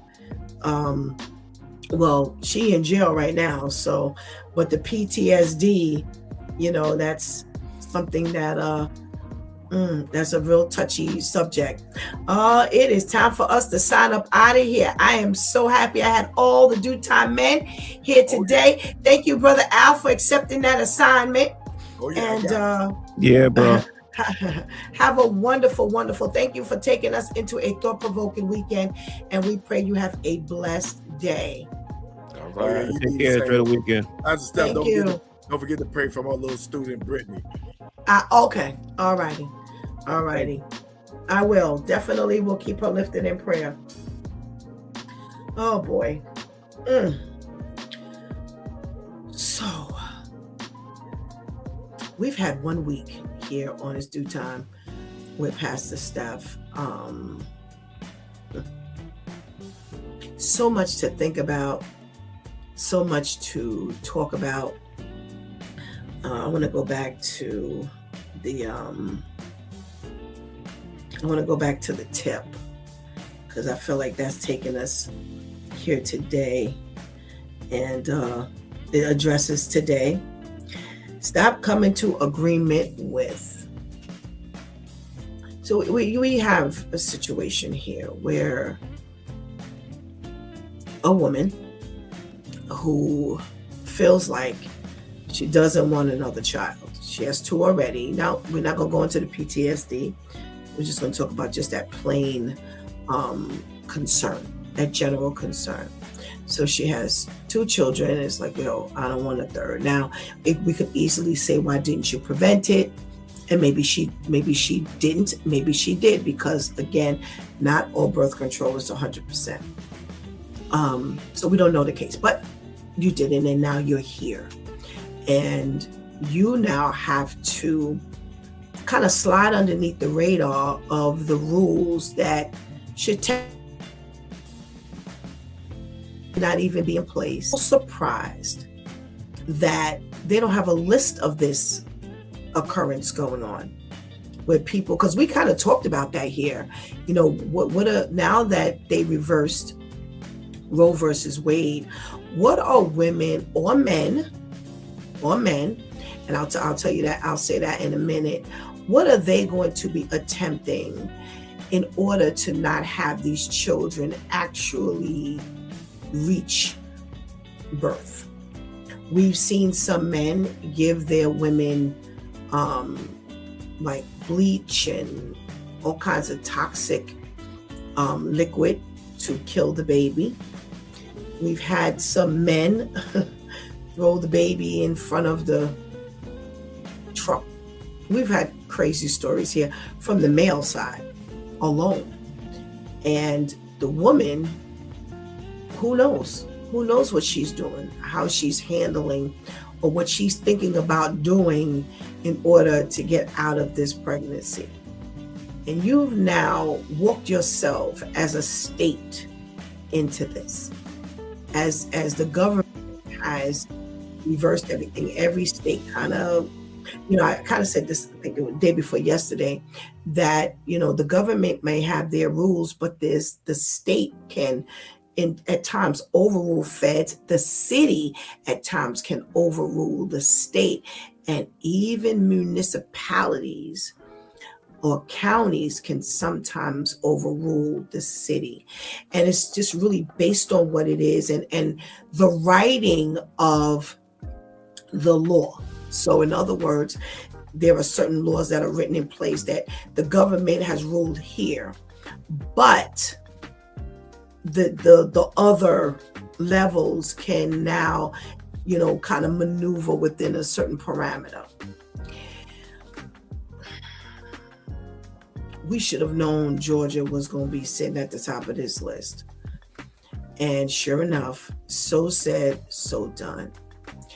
As a mother of 3, and I have gaps between my children.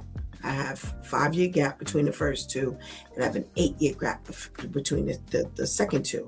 And there were times where I said, oh Lord, because me and my sister barely a year apart, when my mother was shuffling, everybody just went to shuffling. She ain't had to worry about who was coming back down the line and who was going to be next, because we were right there together and we did everything together. Everything moved, in sync. When you have children with big gaps, you're kind of hurtling through. Now that I got this one, she's off to high school. This one I'm trying to get in junior high school. By the time the youngest one came, they were 8 years apart, and I had kind of gotten through a certain hurdle, or over a certain hurdle, with the middle one. So there's a lot to think about when it comes to starting all over again. I have recently heard about, someone was told someone, she just sent her child off to college. Now she's pregnant. Child, just blow my brains out. And she's not old. She had her first child very young. He was young. She was young when she had him. So now she's married, and now they want to have a family. She married a man who has no children. So now they talk. And sure enough, they're married, and now she's pregnant with the first child. I don't know if there's plans for more, but let me tell you something. That's some mental stuff going on there. Because you're starting all over again ain't that easy. I can't even tell you the first two, although there's 5 years, they are a lot closer in behavior, thought, life than that bottom one. That bottom one came here as a Gen Z, and child, does she act different. There would be just lingo. She just talk to us, and the four of us would be standing there, and the three of us would be looking at one another, and I'm looking around because the two older ones, they're looking at one another like, what in the world? And they would turn and they would look, and they would just bust out laughing. Now, as far as she's concerned, she's talking some serious stuff, deep stuff, making sense. But now we got to decipher what she's talking about. Now that she's a little older and she's an adult, it's kind of, but still she's different than the other two. So let me tell you something. This is something to think about. It's something to think about. Now, I'm not saying whether she should have or whether she shouldn't have, but what I do say is it always needed to it always should have remained pro-choice. Because we don't know, and that's what we talked about here when this thing got flipped. We don't know every individual circumstance. So now here's what you've done. What happens when that woman is raped? Outside of this parameter, outside of this story's parameter, what happens when this woman is raped? And like I said, most times by the time you find out that you're pregnant, you're already 6 weeks. So now she's found out that she's pregnant. Now they say, go take the morning after pill, because there's a pill that you can take that, right after, if you think you're pregnant, right after sex, you can take it, and it's supposed to abort. But, I mean, let me tell you something. That damn, even taking an abortion pill, you're killing something inside of you. Now, I ain't even touching on whether it's a human or this or that. Forget that. You're killing something inside of you.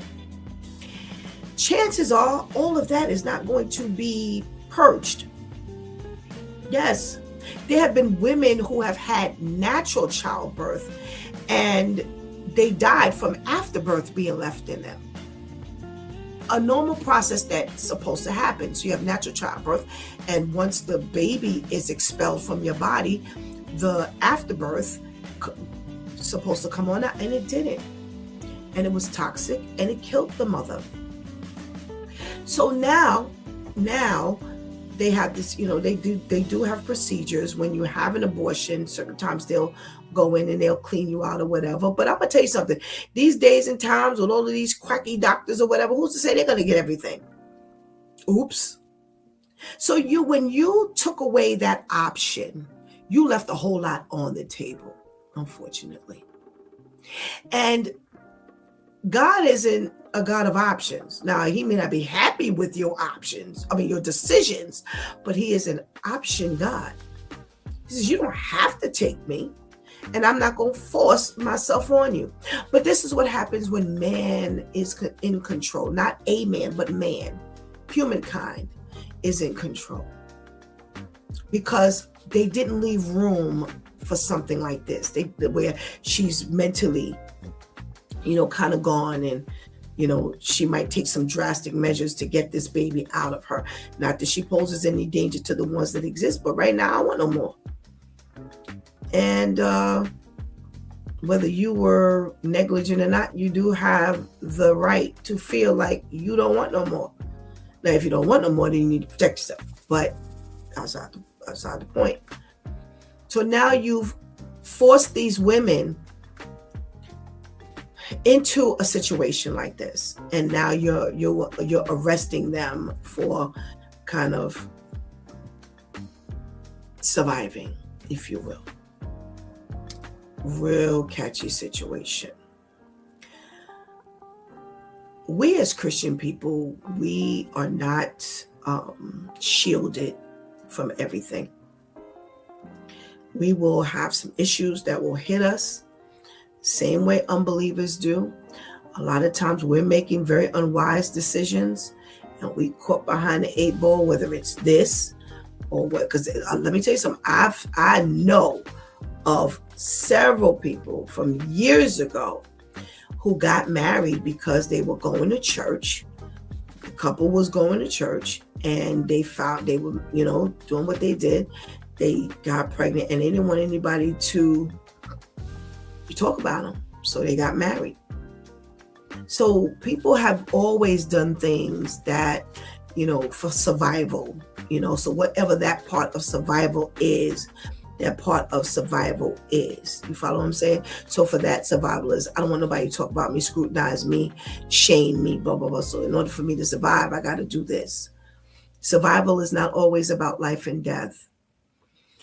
So get God. That was the purpose of me saying that last statement about we're not going to be shielded.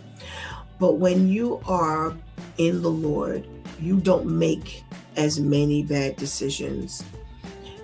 And you know what? If it's one bad decision that you don't make over the other side, then that might be that one that would just kind of save you from going through a large amount of turmoil.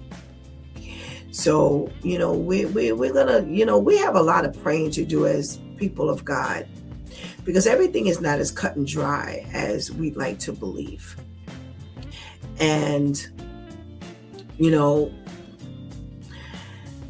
prayer is the key. Giving your life to God is the key. So we can try to stay out of harm's way as much as possible. And, should the PTSD issue be a factor? Absolutely. It should be a factor because it indicates that she just may not be right. But why would I want her to bring another child here? Why would I want to do? Maybe the other two, what were, after was post the PTSD diagnosis. And maybe it wasn't. I don't know, because again, they don't say, but she's not that old to have like grown kids. So we do know that everybody's relatively young in regards to the children. Oh boy, we got stuff to pray about, y'all. We have stuff that we need to pray about. So let's make sure we go before the Lord and we surrender everything that we have so that we can, really give Jesus our life. And I always say, strengthen that relationship with the Lord, because even those of us who have accepted Christ as our personal Savior, sometimes we just accept Christ and we kind of parlay there. And as you can see, there is no parlay time. We've got to be in that grind. We've always got to be moving. We've always got to be working towards getting closer to God and getting closer to God, because the enemy is out here running rampant. You have your own flesh and spirit going to buck wild. So you're going to have to get something in control, and getting that spirit of the Lord is getting something under control. It's getting everything under control. It's calling that what was once external being, now it's a personal. We communicate person to person, being to being, and you can't beat that. You cannot beat that. Always understand that you can get closer to God. Always understand that we as humans have that potential of separating us from our relationship with God. Always putting a strain on that relationship. God's got it, but where are you? Always putting ourselves in a situation where we're feeling, oh, I can't, I can't because, I'm not good enough for God, or he doesn't want me with these level of mistakes, or, he don't want me because I'm too dirty. This is where we put ourselves all the time. And when we put ourselves in this situation, we only end up suffering. So, get yourself together. Get that relationship together with God, and then you don't have to worry about anything. As long as you stay by God's side, there's a whole lot less you have to worry about. All right?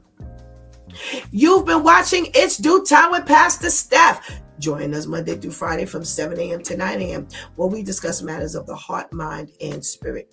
As you go through your day, be sure to set your mind on things that are above, not on things that are on the earth.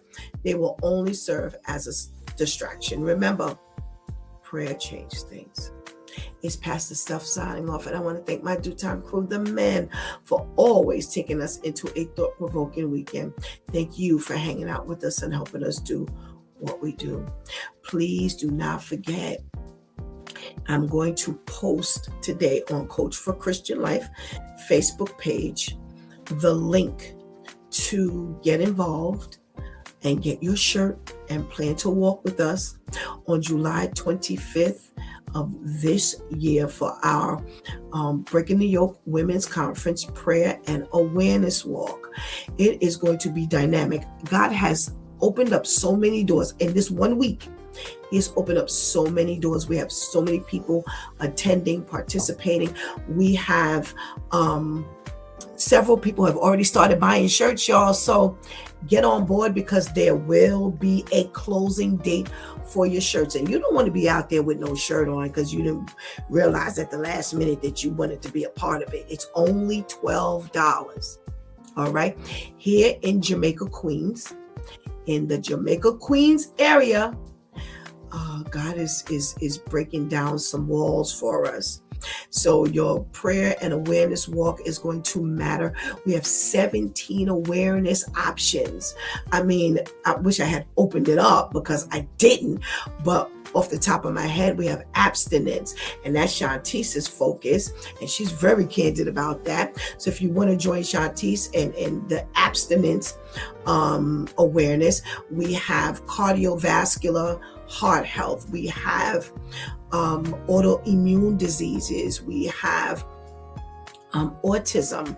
I can't think of how they termed that one. That was a little complex, but we do have autism. We do have let's see, what else? We have stalking. We have social media health. We have, oh my gosh, gun violence, suicide.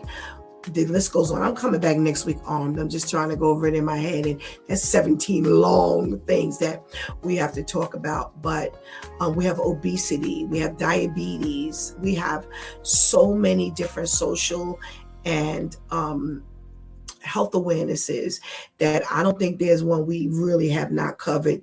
It probably can be merged with the one that we have there already. But you definitely want to come out, pray for the neighborhood. You know, they'll be, as they're marching, or I keep saying marching, but as they're walking, they'll be stopping periodically to pray right there in the neighborhood from multiple starting points. So imagine God being invited. Imagine holding hands and holding hearts on such a large scale. We are targeting 300 walkers, and we can do it. All you need to do is bring your family. All you need to do is tell a friend. All you need to do is talk to your coworkers about it. Everybody's got a social or health awareness that's close to their heart. I haven't quite picked anything, but we've even included vitiligo and fibromyalgia and lupus.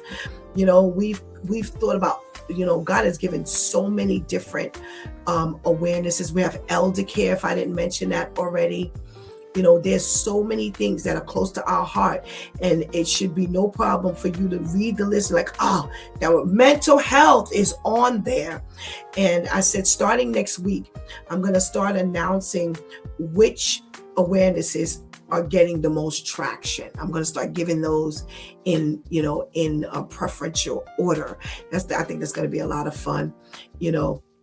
So there's a lot of work to be done, and God's people have to just kind of get together and get it done. All right. So I'm looking forward to you, going online, Coach for Christian Life on that Facebook page, and just clicking that link, ordering your shirts, and just preparing. And again, like I said, it's going to have to be shut down after a while because we cannot run shirts until the day of. So it's going to, definitely, get an early ending date so that everything else can be focused on, because it's a huge event. There's musical presentations, dance presentations, there's a fashion presentation. We're going to be for people who suffer from, let's say, a mastectomy or loss of hair from cancer. We're going to be addressing that, and they're going to be modeling different head coverings and different wardrobe that helps to, build a woman's confidence back. Or we also have insecurity as an awareness. So we're tapping into a lot. We're going to have, I want it to be tent city. Starting next week, I'm going to start adding in who's going to be out there. We're going to be doing, we're stepping out there on faith, and we're trusting God as he leads us. Let me tell you something. We're going to be doing some stuff that the churches do not get involved in. So right there, we're going to be doing rapid STD and HIV testing. You cannot keep telling people to go and check on their bodies and, keeping their bodies, ready for the Lord, and it's just the temple of the Lord, and say, okay, go do it. And no, have it right there. They could go do it. They can see, they can hear. We're going to have dynamic speakers who are going to be speaking on these topics. We're going to have, people there, Christian people who actually do this for a living, who is going to be there to educate you on, listen, abstinence is the way to go. But here's what happens when you don't. Here's what could happen if you don't. So, we're not unmindful of the fact that people will, regardless of what God says in his word. We have to address both sides. We are going to be pushing the abstinence. Again, there's a big abstinence awareness. You're looking at the shirt right there. And listen, and look who's leading it. Does that sound like a slouch? So we're pushing abstinence, but we have to be, mindful that we're talking to a community of people who are not thinking about God, that won't think about God until later. The guys just got finished talking about it. We're going to have to stay on top of this thing. So also, you're going to get an opportunity to meet some of your Due Time crew members. Vivian and Shantice will be there. Pastor Jeff will be there. So, you're going to get an opportunity. And we're trying to get Pastor KL up here. Yeah, I think the more he hears about it, the more he's like, I want to be there. Yeah, because he's Ainsley. Hopefully, I'll get Ainsley up here, our brother Ainsley. Brother Ainsley and I go back a long way in projects, and he knows me. Whenever I do, I go big because God gives it to me big. So Ainsley's going to have his hands involved in that, in the whole event, itself. And so you get a chance to kind of mingle and see the Due Time crew. And we're going to have a lot of fun. I promise you. And all for a measly $12. You get your shirt and your flag for $12. So get your people together. Come on out. We're also, I really want to put this out there. We are also looking for awareness captains. And what an awareness captain will do is they will lead that particular awareness.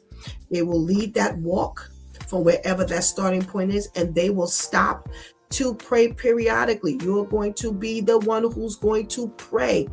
If you're not confident about that praying thing, because some people like, I can't pray like that, Pastor Steph, then listen, we'll partner you with something. Oh my gosh, with someone. We'll partner you with someone. There's a couple of people who are being partnered, and come one, come all. Listen, the women's conference, everything is spearheaded by the woman. All the presentations are done by women, but it is for everybody. So bring your kids, because I told you I'm getting something out there for them kids. Bring your children, bring your nieces, your nephews, your grandchildren, bring your walking shoes, bring everybody you know, come on. We need the captains. And if you are a prayer warrior, we definitely need you. We want to make sure we have those people who just can stir up from the Spirit of the Lord a prayer for these communities that we will be walking in. So the more we go on, I'm going to be talking about this thing. 300 walkers. Now, also, we are looking for sponsors. All of this stuff has got to be paid for.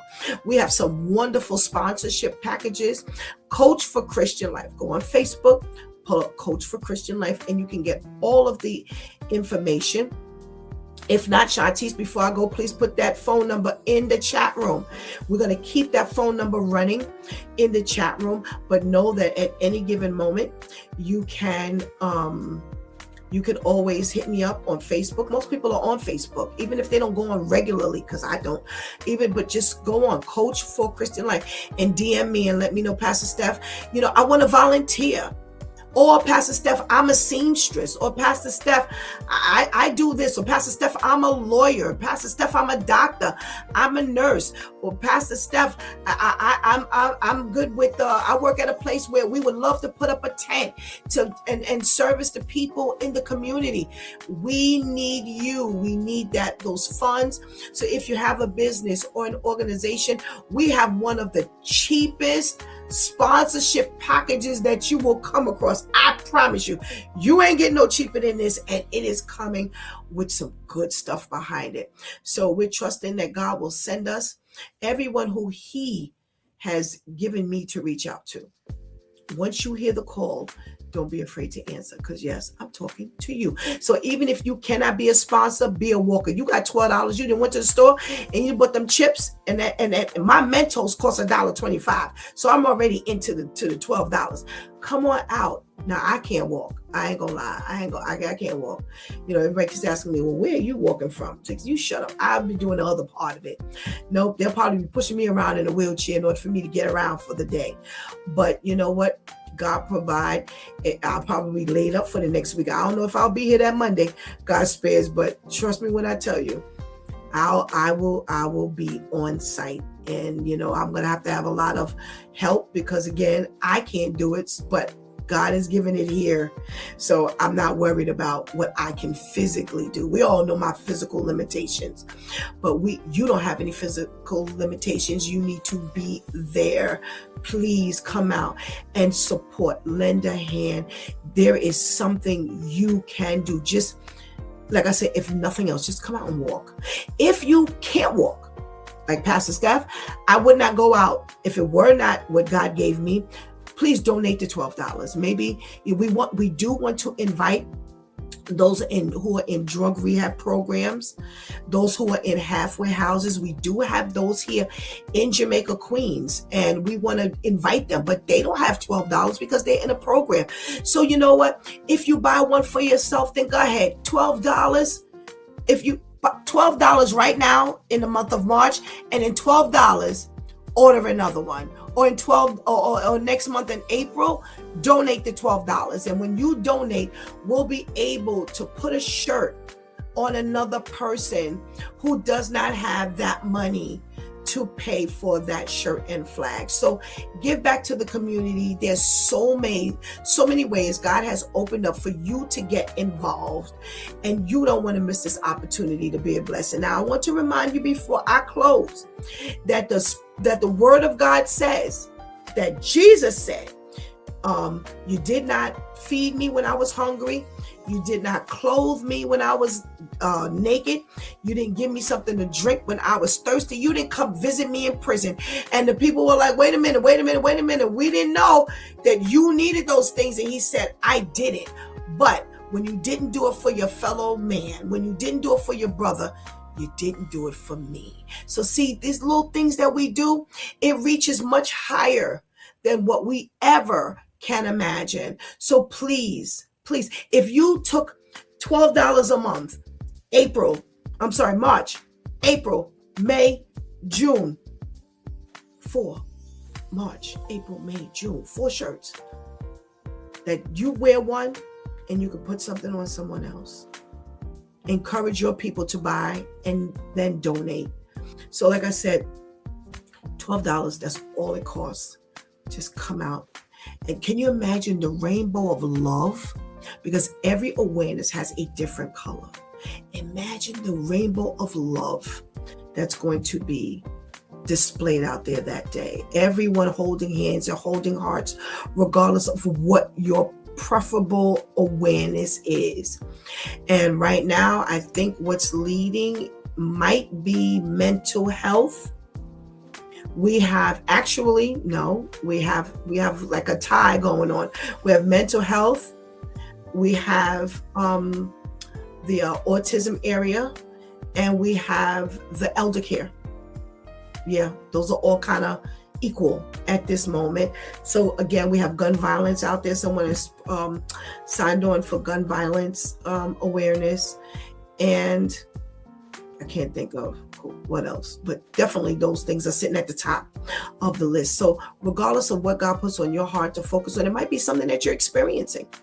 I was talking to someone who has vitiligo, and I was like, yo, we thought about that. That's in the autoimmune. If you have lupus, that's in there. If you have diabetes, it's there. High blood pressure, it's there. There's very little we have not covered. So, if you can't figure out what you want, just go with something maybe you might be experiencing. Your mom, your dad, your sister, your brother, your child, might be experiencing, and build on that. Okay. So as of next week, I'm going in. So I'm going to be giving you stats. I'm going to be giving you information. Who's going to be participating?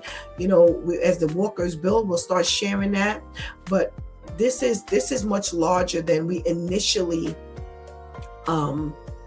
designed. We've gotten even some local politicians involved, and that was a big blessing, huge blessing, because that now gave us access to some other things.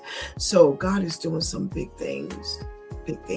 Yesterday, the emails were coming in, and I was like, yes, God. That's how you know you're doing it right. When God is just throwing out the blessings and then throwing out stuff that you didn't even see coming. So, we're on the right track here, and I'm relying on you to come in and give us a hand. All right. Make this thing a success. All right. Thank you so much. Well, until, let's say, Monday, I'm still in the planning phases of the conference. So we're going to kind of be at the immediate moment, a little scarce on the prayer, because we're praying all right. But once we are up and running, we're going to be up and running, because more people will be even hearing about this thing here. So get yourself ready. All right. So we're going to say, until Monday, God spares. I love you.